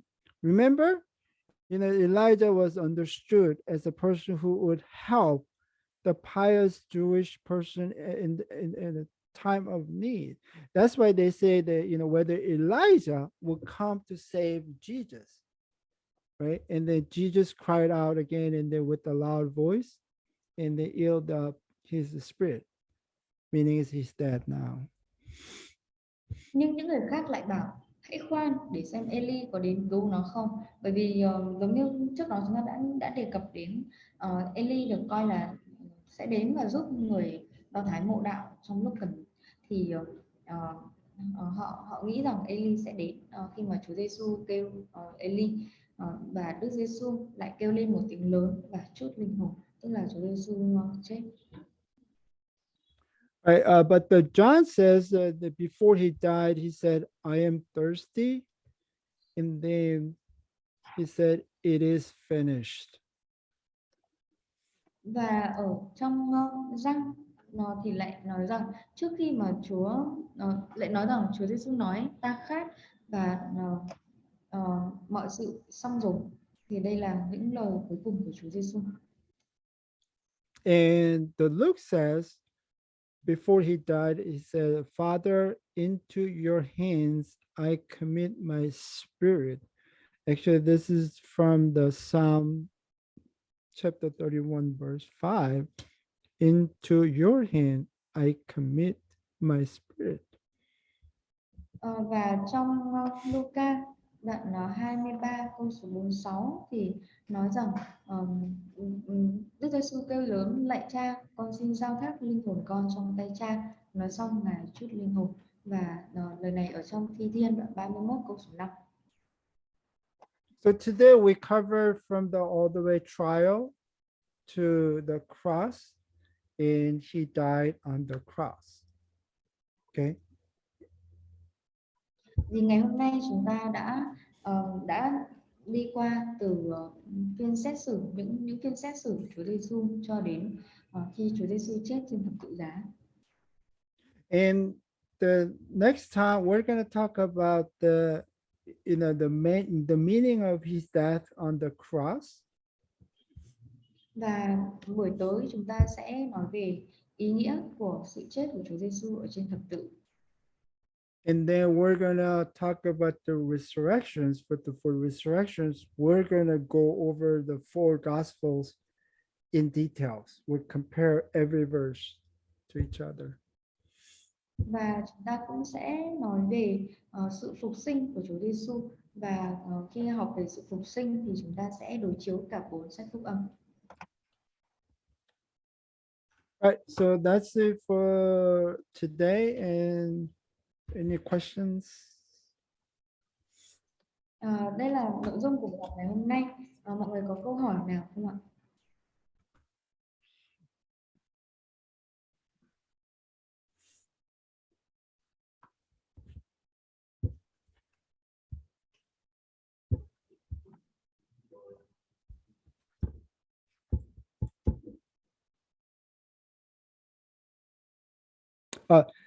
There will be no lecture next week. Okay. It will be the first week of June, because I'll be out of town next week. Tuần sau thì chúng ta sẽ nghỉ ạ. Chúng ta sẽ bắt đầu học vào đầu tháng 6, tức là mùng 4 tháng 6. Thì tuần sau thì tôi có việc ra ngoài.